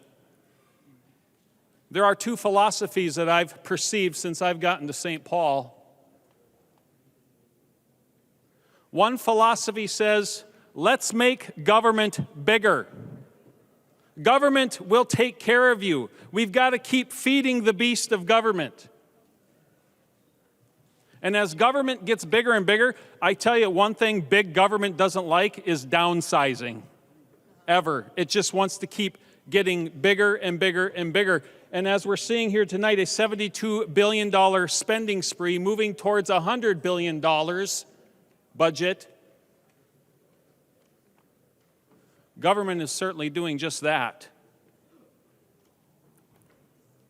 This idea that government will take care of you, this idea that I perceive as government will be your God. Government will be your savior. Folks, members, the job is already taken. I see this philosophy of government dependency and getting people on the government to take care of them and never getting off of it. And you know what it does? It hurts the hard-working Minnesotan who's trying to get ahead, and his government, their government, just keeps pounding them down with more and more taxes and more mandates and regulations. And then I see another philosophy down here. And I will confess right now, this philosophy is not winning out right now. But I'm hoping for that day to come. The day where we do downsize government, the day when we empower the person, the day that we empower we the people to be self-sufficient, not worrying about government taking all of our money for its own will. The government taking the money for wealth redistribution.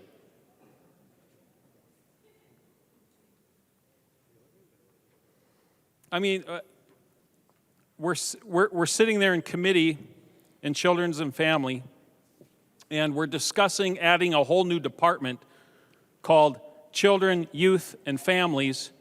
And we had a testifier in that committee, members. She was testifying in support of it, and she said this, I have to work just to pay my taxes. That actually came out of her mouth. And I just had to stop my mind for a moment.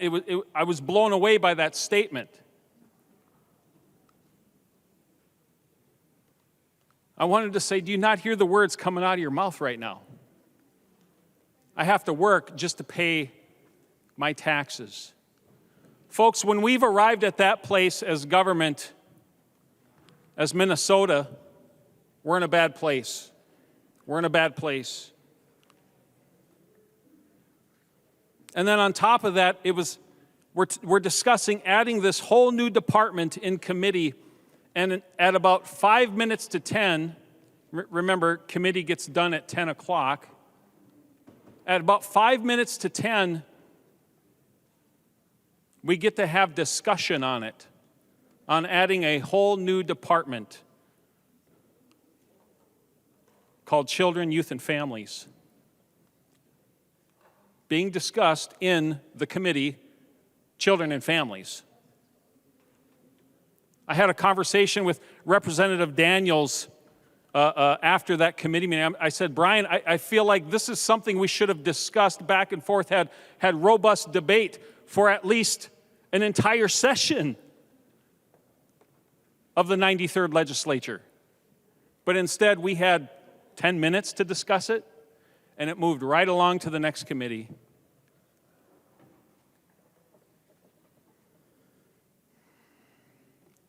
Maybe you don't know this. It's gotten so bad that Minnesota government is the third largest employer in the state right now. That is a fact. Third largest employer. And I believe the governor wants to add like 2,500 or 3,000 new jobs. I wonder where we would be then. I wonder if we would be the number one employer, government, the number one employer in the state of Minnesota. Folks, this is not the way it was meant to be. I have a vision for Minnesota, and I'm sure many of you in this chamber don't care. But if you would just entertain me for a moment. I have a vision for Minnesota where the government gets off the hard-working back, or gets off the back of a hard-working man or woman. See, my vision for Minnesota is that we bring economic prosperity, not government prosperity, to parents in this state. Because if we can bring economic prosperity and opportunity to parents in this state, guess what? That's going to prosper the children. I'm sure you've heard it said that it takes a village to raise a child. You know what? It doesn't. It takes parents to raise a child and to provide for their children. And that's who we should be prospering. That's what government should be protecting. But what I see is, right now, government protecting itself. That is a scary place to be. Government protecting and empowering and growing itself. If you study history, which I would encourage you to do, right, Representative Olson? Study history, because those who cannot remember the past are condemned to repeat it. It's a scary place to be when big government gets out of control. History will teach you that does not end well.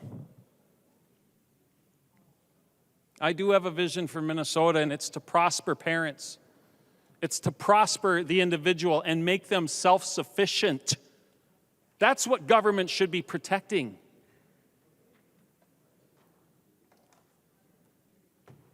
You know, there's an old saying from an ancient document that says, you don't work, you don't eat. I was meditating on that saying, and then it hit me, unless you live in Minnesota.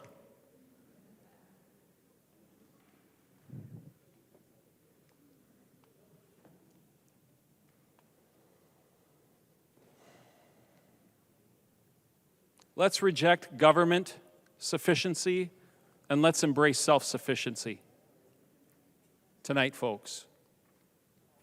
Voting no on this huge spending bill will help us do just that. See, the future I see for Minnesota is one of liberty and prosperity. liberty and prosperity. Let's unleash Minnesota's potential. With that, I ask that you oppose House File 238. Thank you. I recognize the member from Olmsted, Representative Quam. Thank you, Mr. Speaker. And Chair Pinto, over the years, I've never been on your committee. However, I've had quite a few bills go through your committee and be adopted on child care. I think the majority of them, the agency departments supported. And the one thing that was sort of uniform was it improved the working of the agencies and counties with the in-home child care providers. It simplified some of the bureaucracy, and it added some common sense improvements. And so I've had probably about 12 years, more than 12 years of interaction with the child care providers, in-home licensed. And I've had a lot of discussions the last few years with the issue that every time it centers in-home child care providers, it seems as if it's biased towards the centers. I'll give you a couple examples. One is when during the pandemic and there were federal funds came in and money came, it was fairly balanced between the centers and the in-home, some of the supports when you scaled it. But when more federal dollars, 3-4 times the dollars were available, the money went up that was going to the centers, and the per unit reimbursement for the in-home child care providers went down. And I can give you a list of at least 100 people where that happened to them or more. And I found that confusing. We have so many rules that appear to recognize how to do things and improve things for the centers and are very biased towards the centers. There's an amendment came up that you had issues with, and your issue was, well, we should be doing something for the in-home providers instead of removing, $100 and some million that was going to the centers, but nothing to the in-home providers. And I understood what you're saying, but that was just another example of where we were taking care of things and biasing it towards the centers as opposed to the in-home. And I would like to have a broader discussion about how we can help save the licensed family in-home providers, because you've seen the numbers. They're dropping pretty drastically. You've heard people bring up that in this town, that town, these locations, there just aren't the providers and there aren't centers. And that's what I'm seeing, and that's why I've done so many bills to try and help. And we work together on quite a few of them. But I'm not seeing that this is doing a lot to help the licensed in-home child care providers. I'm hearing a lot of issues from there, and there's a great part of the state, a large part of the state, where we just don't have the option of the big centers. And flexibility to allow these in-home child care providers to still exist, to stay in business, I think is what's needed. And unfortunately, I'm not seeing that present in this bill. And for my constituents, that's key. That's important.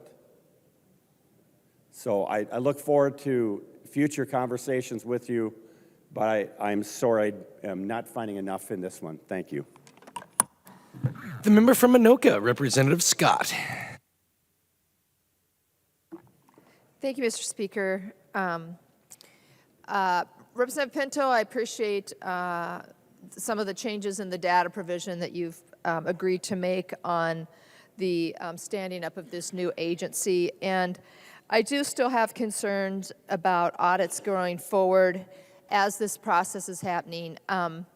As you know, data is going to be flowing back and forth, mostly forth, from the Department of Public Safety, the Department of Education, and HHS to stand up this new, basically, database that's going to be for the new agency.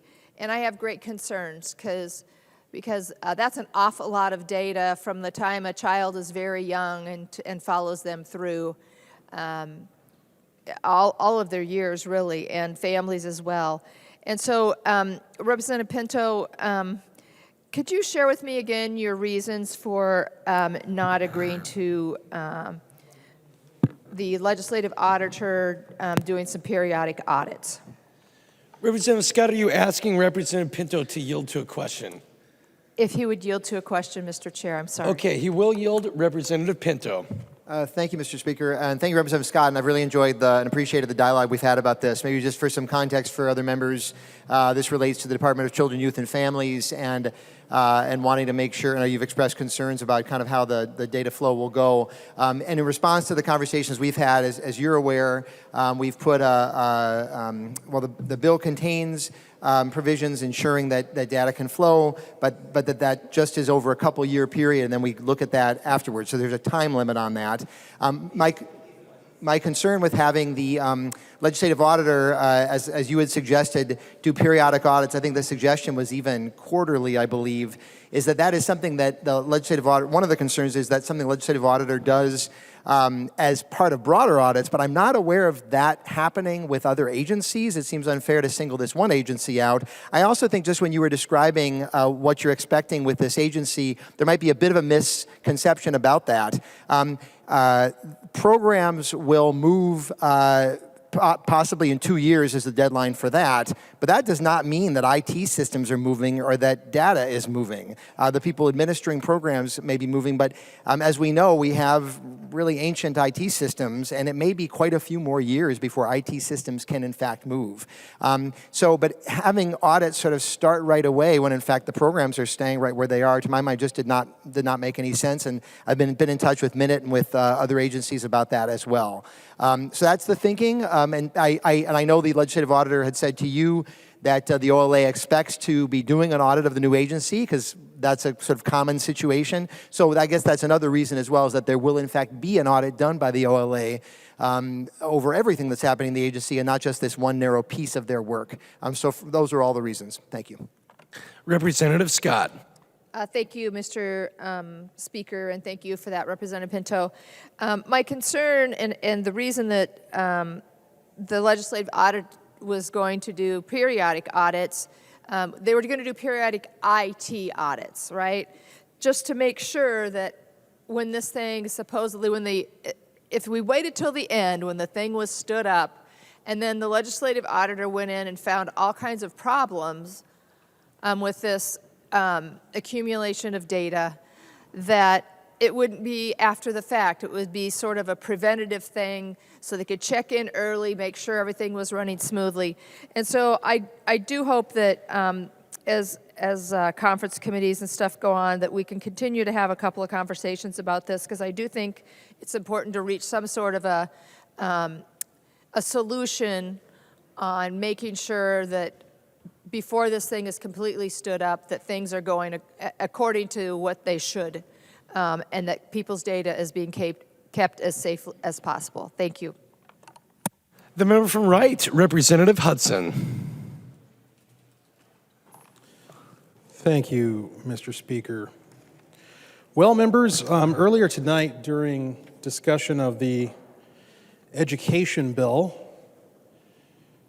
we had the alarming confession that it does in fact not fully fund education, but I suppose we can take heart in a perverse way that at least House File 238 fully funds fraud.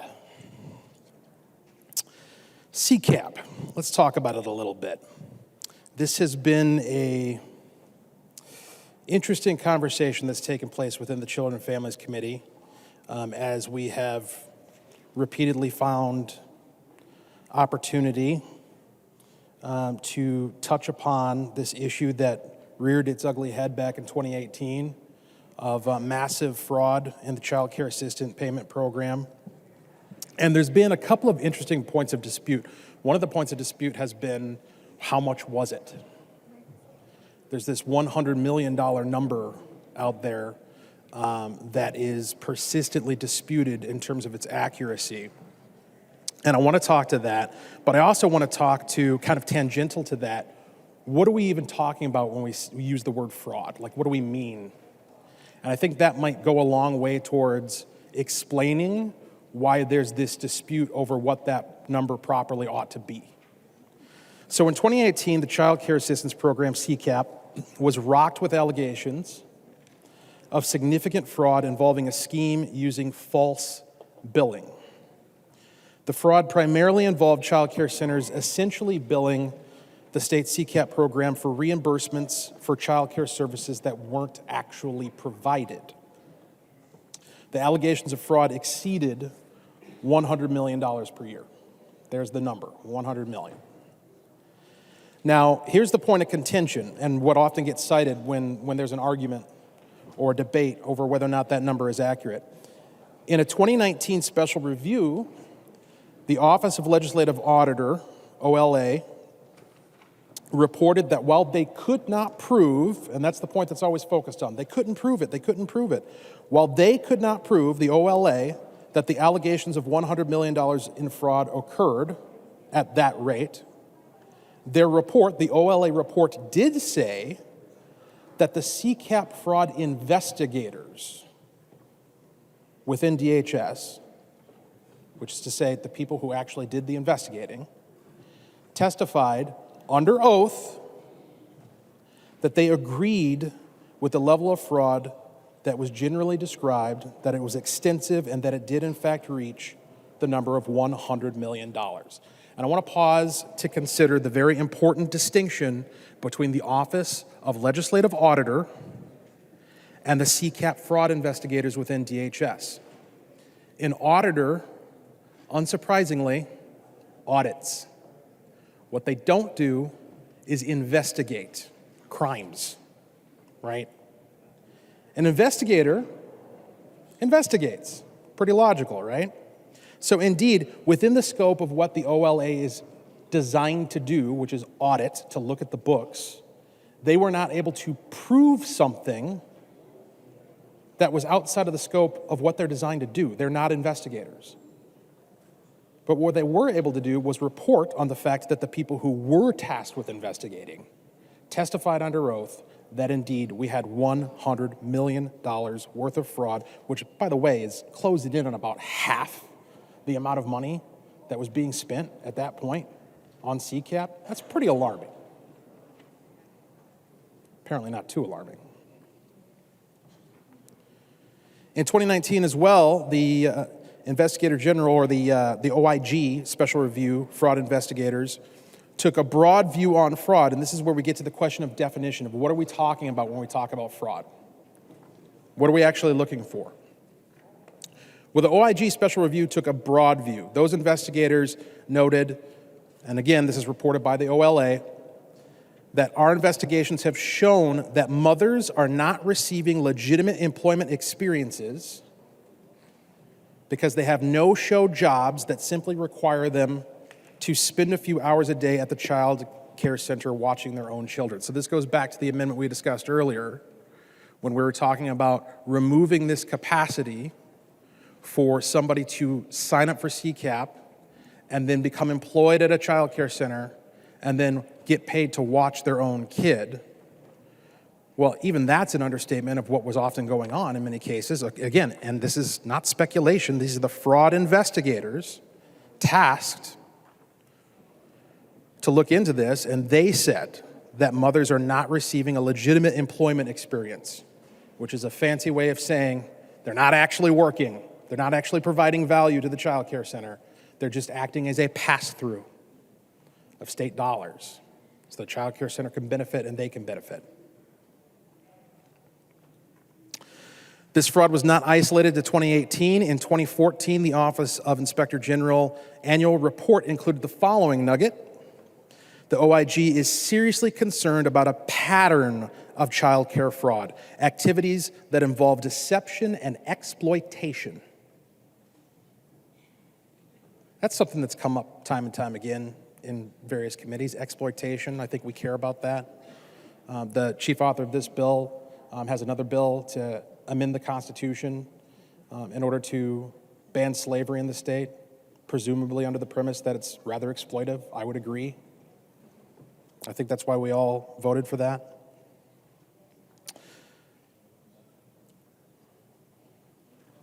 But they said that the activities involve deception and exploitation, and that the schemes ends with exploiting 4 sets of victims. So there are 4 sets of people who are exploited through these schemes. The children, of course, which is reprehensible. Just pause to consider what it says about someone's character that they're willing to utilize the concept of caring for children as the pretense for a scheme to defraud the state, defraud the taxpayer. Pretty vile. So the children are exploited, the parents, of course, are exploited. Those on the CCAP waiting lists are being exploited by this process. And last, and perhaps least, the taxpayer, who almost never gets any consideration in these discussions. The full extent of the Child Care Assistance Program fraud has never been fully itemized. This is fascinating to me. So one of the arguments that came up in committee in one or more of the times that we discussed this issue is the idea of, that was then, this is now, right? 2018, 2019, it's like almost a whole nother decade now. What are we complaining about? Things are better. We passed some laws and stuff. It's all good now. But the fact of the matter is that the distance between when this happened and today actually speaks to how inappropriate it is to be pouring more money into this program. Because here it is, 5 years later, and we still don't know the full extent of the fraud, and we probably never will. We probably never will. And the reason for that is because of how the state classifies activities as fraudulent. Such an itemization will never be calculated.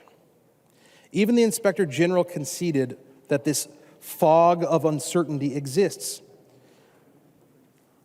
On January 24th of this year, DHS noted, "We realize the lack of conclusive data regarding CCAP fraud during this period is and has been a source of concern." Well, I should say so. You don't know how much money, how many taxpayer dollars, the full extent to which the program was defrauded? You can't figure that out? Seems like a problem. And, just being okay with that and wanting to pour more money into it. And look, we provided you with a solution for this tonight, right? Lean into the early learning scholarships, a program that doesn't have these problems. And let's reflect upon why it doesn't have those problems. It's because of how it functions. It's because of how the money's distributed. See, CCAP, you sign up for it, and as Chair Pinto noted earlier, well, the money just starts flowing to the provider.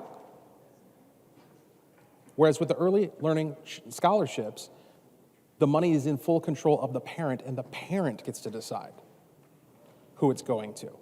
And there's this just like with every service we engage with, every product we go to buy, there's this continual evaluation of whether or not we're getting the quality that we expect that determines whether or not we're going to continue the arrangement going forward. It's easier to do that with an early learning scholarship than it is with CCAP. So why take the risk? Why take the risk? Also, it's worth noting that there's a nexus between the other big fraud story of recent years, the Feeding Our Future scandal, and CCAP. Star Tribune, in an article from December 17, 2022, reported this nexus between those who were indicted in Feeding Our Future in their fraud scheme and licensed child care and adult care programs. Over the past 5 years, 11 child and adult daycare centers owned and operated by 14 individuals received $22 million of taxpayer funds. 6 of these centers continue to receive taxpayer funds in 2022. It's a systemic problem.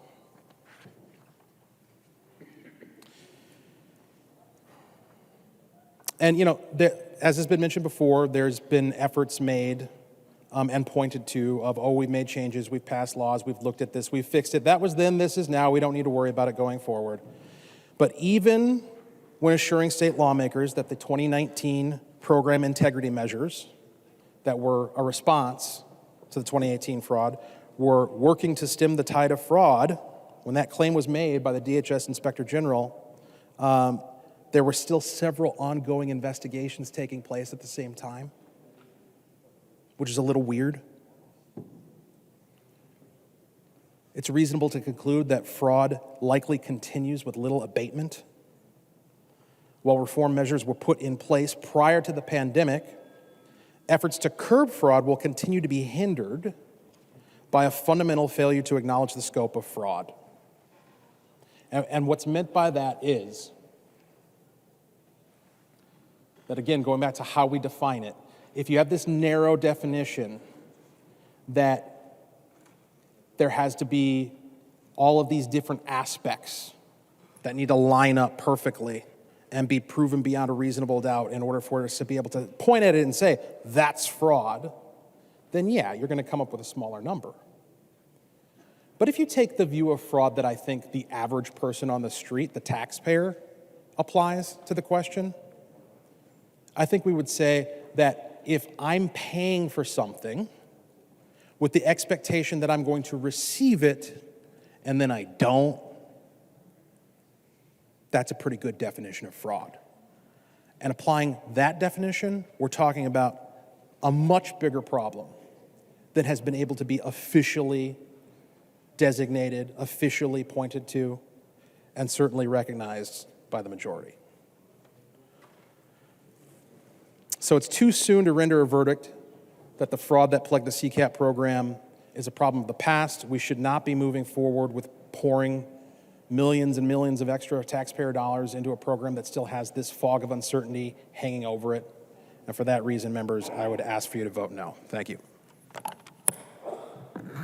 I recognize the member from Washington, Representative Hemmingson Yeager. Thank you, Mr. Speaker. Thank you, everybody, for your patience and attention this evening.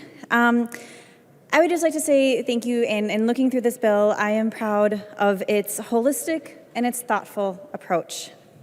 This doesn't just focus on childcare, but it focuses on what happens around childcare: education, families, workforce, and kids, people who provide the care to the kids, who we've called the workforce behind the workforce for so long. It also looks at families, like I said. And I am excited that this bill not only lifts up families who need it the most, but they're also helping families like mine, families that live in my district, families that are making it work, doing the best they can, figuring it out, patching stuff together, and this bill is going to make it so much easier. Maybe I can get a couple extra hours of sleep at night because I'm not trying to make it work and figure it out. I'm also really excited and very happy with the funding that's going to IT. Chair Pinto said a few times the state's IT systems are woefully behind because they have not been funded. Technology and people who are using them, and frankly, the people working in the systems are expecting them to be better. We need to put our money where our mouth is and invest in those to make them better. We heard from the department, we heard from providers, we heard from counties, we heard about all of these pain points, and this bill will show that investment in those who use the system, who are also parents looking for childcare so they can go to work and figure it all out and make it all work. Lastly, I'd just like to say thank you to Chair Pinto, to Vice Chair Keeler, and the rest of the committee for the creativity, the compassion, and all of the hard work in addressing this part of our society that is so intertwined with the rest of the pieces of our society. So I'm excited to vote yes, and I hope you will join me. Thank you. I recognize the member from Rice, Representative Daniels.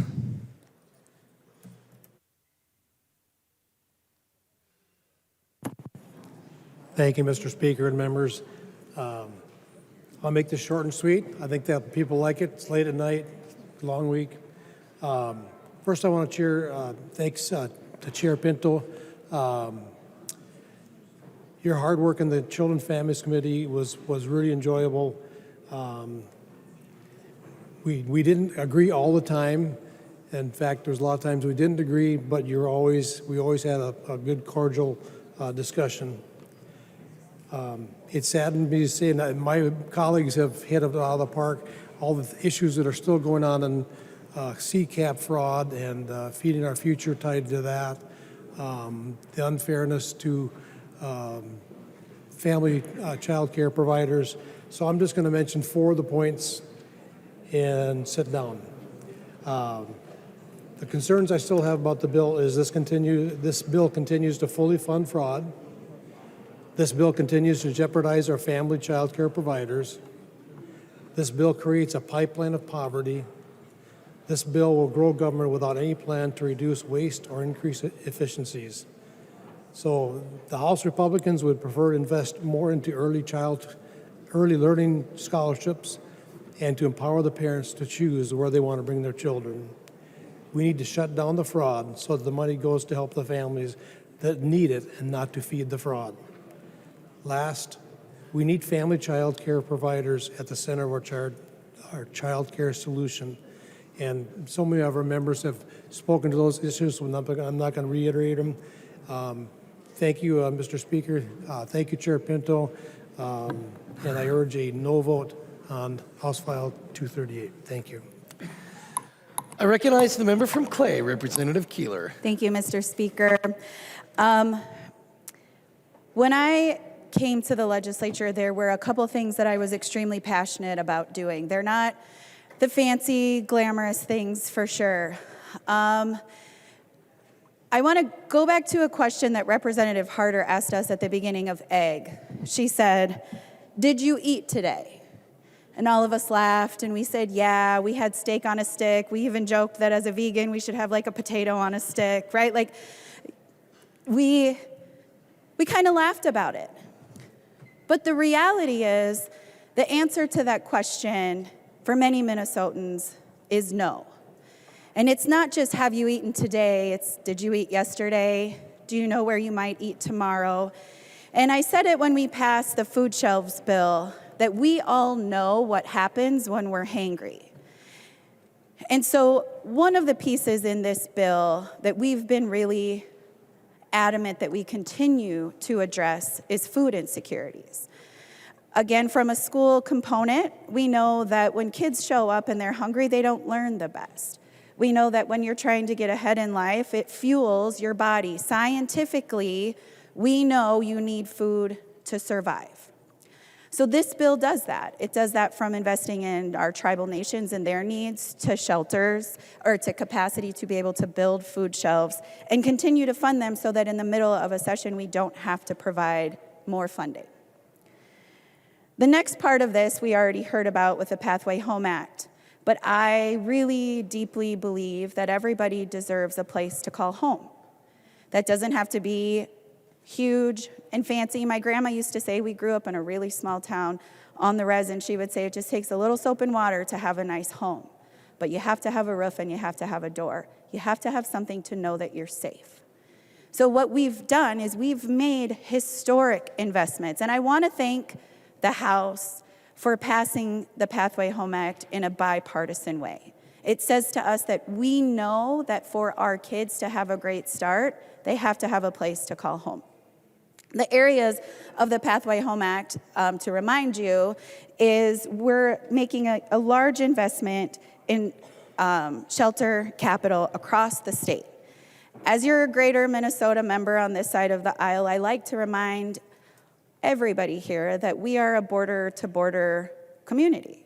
that we have homelessness in greater Minnesota as well. And we've heard the data that says when we don't support our homelessness in greater Minnesota, they funnel here, and then it's hard to get back home. And we know that we have better success rates when we are in our own communities around the people who love us and support us and understand us the most.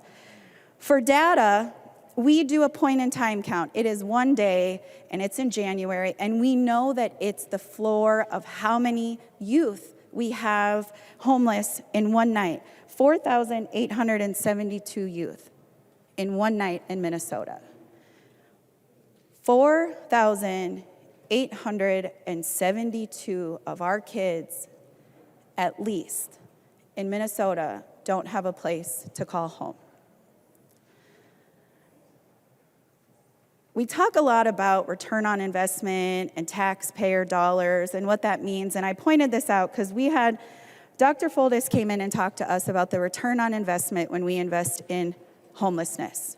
He did a cohort of about 1,000 youth, and what he figured out is only 6.8% of those individuals need to get into a home to break even on the tax amount that we invest in homelessness.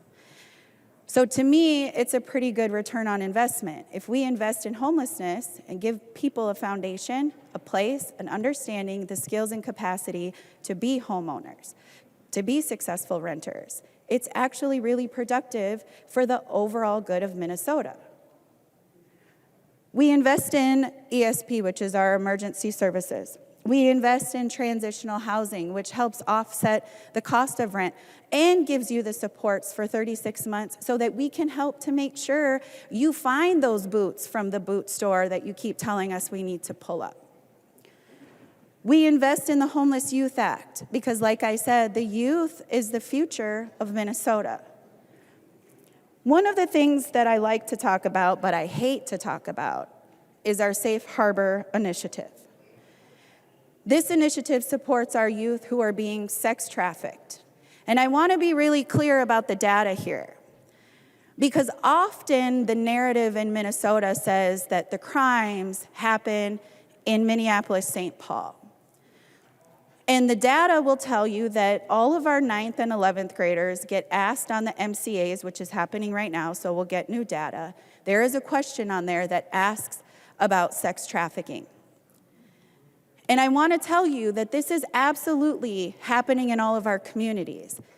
And I used to have students tell me after they would graduate, Heather, you didn't even know I was being trafficked because I was getting picked up after school and I was home by 6 o'clock for dinner every single day.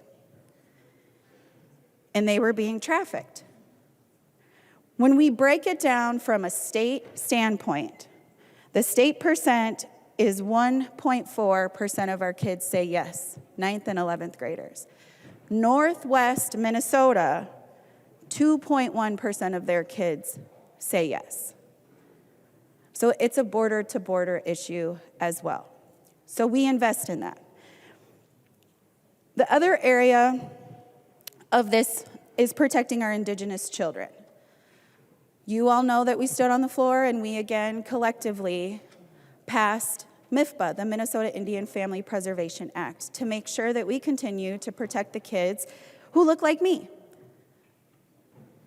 and the next generations, to make sure that we understand that as Indigenous people, we are a politically protected class, and because of the history that has happened on this land, there are disparities that come with our communities. So what this bill does is it invests in some of those areas to make sure that we can build systems with our tribal nations, our agencies, and our communities to make sure that we're doing the very best that we can to protect our children.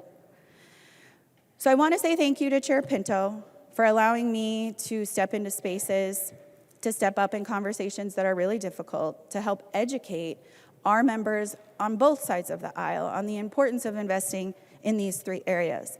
It is a stool of support when we do it this way. Picking apart different areas, doing direct appropriations for just one organization is not how I believe we get to an end zone. We have a large, robust investment that many individuals from across the state will be able to take advantage of. So my goal here is that when we ask our kids, did you have something to eat? And do you have a place to stay? The answer is most likely yes. So I encourage you to vote green with me today. Thank you. The member from Brown, Representative Torkelson. Thank you, Mr. Speaker. Well, members, it's been another long and interesting day on the House floor, but it's not midnight, at least not yet. And I don't think it will be. This has been a very interesting discussion. You know, Republicans have presented some good amendments, some good ideas that don't seem to get much traction on the other side of the aisle. It's hopeful that as these bills make their way through the process and get to conference committees, that perhaps they'll come back to this floor in a little bit better shape, but we don't know that. Republicans care about parents and parents' role in their child's education and care. Items like early learning scholarships work and should be funded. Republicans also believe that family-based child care is something that should be available, but we've seen hundreds, literally hundreds of them close down across the state over the last number of years, mostly, and from what I've heard anyway, due to heavy-duty regulations that have actually regulated these family child care facilities right out of business. And finally, we've seen really no adequate response to the fraud. Every dollar that's wasted in fraud is a dollar that doesn't help any child. We've presented amendments to try and do a better job of addressing these fraud issues, and we've been unsuccessful. Members, hopefully we can make some progress here as we hit the conference committees and come back with better bills when they come back to the floor. But on this particular bill, please vote red. I recognize the author of the bill, the member from Ramsey, Representative Pinto. Thank you, Mr. Speaker, and thank you, members, for the discussion. I'm going to address a couple of the points raised and start right off with what Representative Torkelson brought up, which is the program integrity of CCAP. And I'll admit, members, I'm just I actually got a text from somebody asking, what year is this?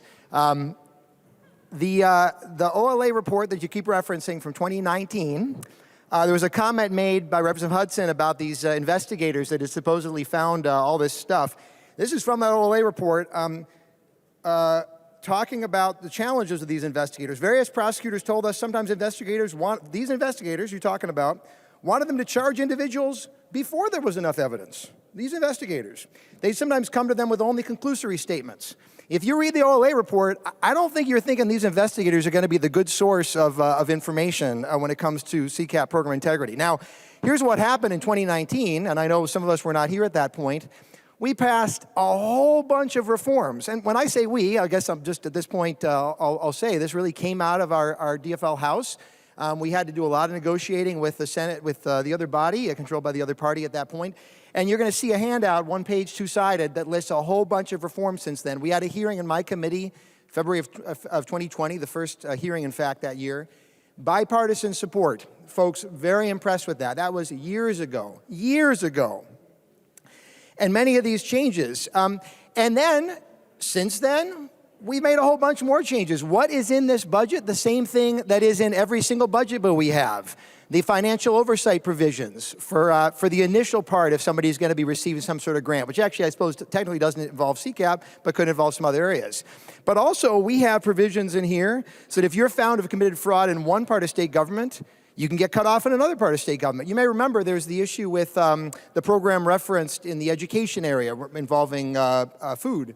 And now that's an area we can be very proud of our state government, that MD discovered that there were concerns, reported those concerns, was pushing on that. But the problem is other agencies could not stop, couldn't cut people off. This bill that I hope as many of us as possible are about to vote for will give state government the power to cut off those fraudsters, okay? That is in this bill. So we've got a whole bunch. And then I'll also point out that in the state government budget bill, which I hope as many of us as possible voted for, there is a series of provisions as well involving extensive grant oversight. So there's all kinds of stuff in the budget this year. There's been in past years. There was in 2020. And I just have to say, I think the best way to serve all of our constituents is to recognize the biggest threat to the integrity of the Child Care Assistance Program is not funding it, is not actually providing rates that can actually work, that we're actually supposed to have been doing for years. That's what this does. That's what we've been doing all the way along. So with great respect, I just, no, it's 2023. Please, people. Like, this is, I think, maybe like the 6th time I've had this conversation on the floor. Just, folks, no, we've got it. Come on. Okay, moving on. My goodness. Okay, another issue. Family child care and child care centers. I don't know what you're talking about being unbalanced, okay? The different provisions of the bill, CCAP, the compensation support payments, they go to child care centers, they go to family child care. If you're a family child care, we've got continuous licensing renewal. We've got one-stop shopping and all sorts of things. There is right now regulatory reform going on for family child care. That's Rule 2 under DHS. There's all kinds of things. I have not been hearing proposals and hearing ideas to actually improve things, except I guess for just adjusting ratios to having a whole bunch more kids under the care of providers, which, sorry, is unsafe, and also parents don't want that anyway, so it's not going to help folks. So I guess with respect, I would love to hear at some point exactly what way this is unbalanced, because I am not seeing it. And moving on, the idea that this is disempowering parents somehow, that parents are the key, that is exactly the point. If you're trying to figure out you want to go to work to take care of your kid, I think there's a comment made that if you don't work, you don't eat. Here's the problem. You're going to be going to work. Who's going to be taking care of your kid? Remember, we don't have paid leave. You've got this baby. What's going to happen with this baby? You're going to hand it off to the neighbor down the hall who you just met, or the new boyfriend? That is when real problems arise. So this, in fact, empowers parents in all kinds of ways. If a family is experiencing homelessness, it's going to be pretty darn difficult for them to move up. As Vice Chair Keeler said, we want to make sure that we're actually making sure they've got some boots on if they're going to be pulling themselves up by the bootstraps. A pipeline to poverty? Absolutely not. This is a pipeline from poverty and towards the dignity and self-sufficiency. That is absolutely what is needed. And so, members, I just want to say I am so proud of the components of the bill. We've got this cash stipend for homeless youth. Representative Kozlowski has advanced a very exciting opportunity that I think is going to give us a lot of great information and excellent there. Diaper banks from Representative Hicks, a whole bunch of different things. I had not earlier, and I'd like, if members will indulge me with this, to simply make a few thank yous before I finally close.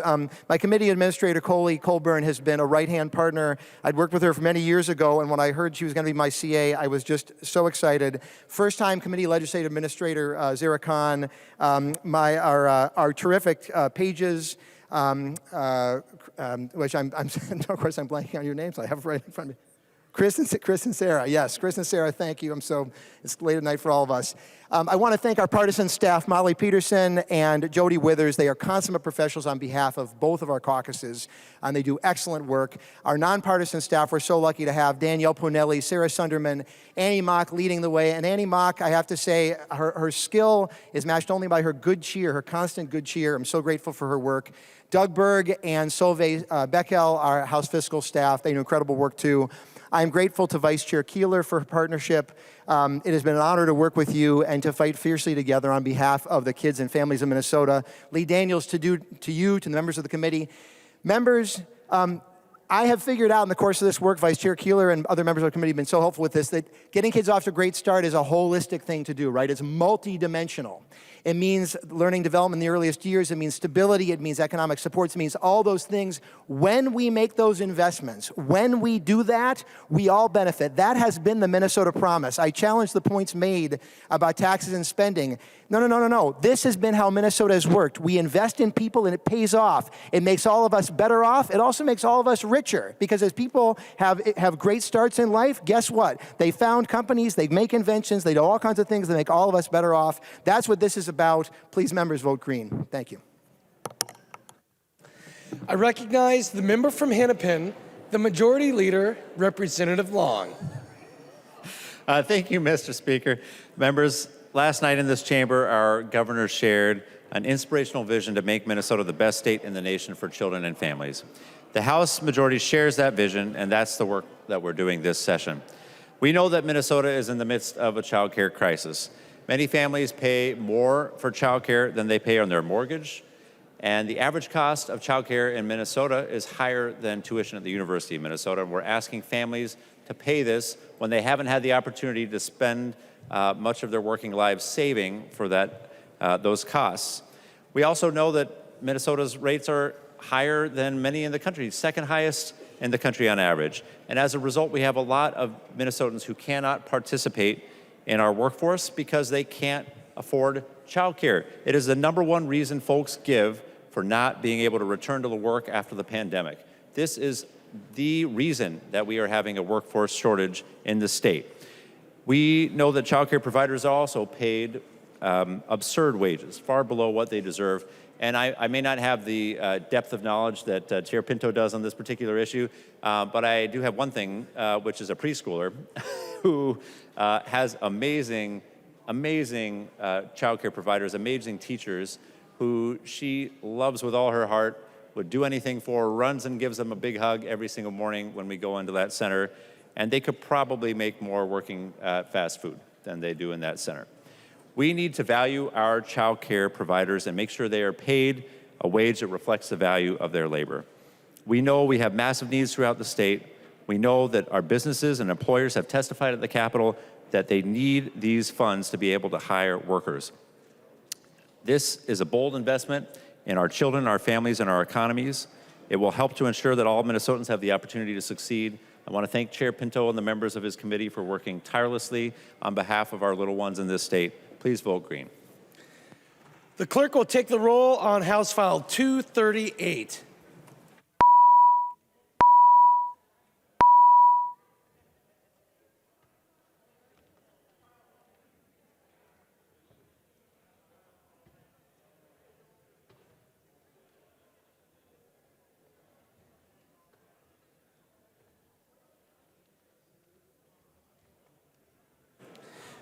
The clerk will close the roll.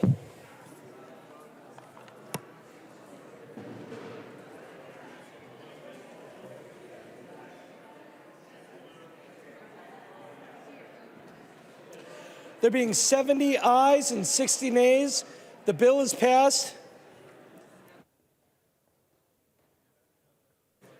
As amended and its title agreed to. Motions and resolutions. There are copies of the non-controversial motions at the House desk and online. If there is no objection, we will take action on these motions first. Hearing no objection, the motions prevail. Announcements. I recognize the member from St. Louis, Representative Thank Olson. you, Mr. Speaker. Not all great work here grabs a headline, but I want to thank my GOP colleagues on the House Ways and Means Committee for working together to get our work done on time so I can make this announcement that the House Ways and Means Committee will meet at 10 a.m. tomorrow. Any further announcements? I recognize the member from Hennepin, the Majority Leader, Representative Long. Mr. Speaker, I move that when the House adjourns today, it adjourns until 11:30 a.m. Friday, April 21st, 2023. Representative Long moves that when the House adjourns today, it adjourns until 11:30 a.m. Friday, April 21st, 2023. All those in favor, please say aye. Aye. Those opposed, please say no. No. The motion prevails. Representative Long. Mr. Speaker, I move that the House do now adjourn. Representative Long moves that the House do now adjourn. All those in favor, please say aye. Those opposed, say no. The motion prevails and the House stands adjourned until 11:30 a.m. Friday, April 21st, 2023.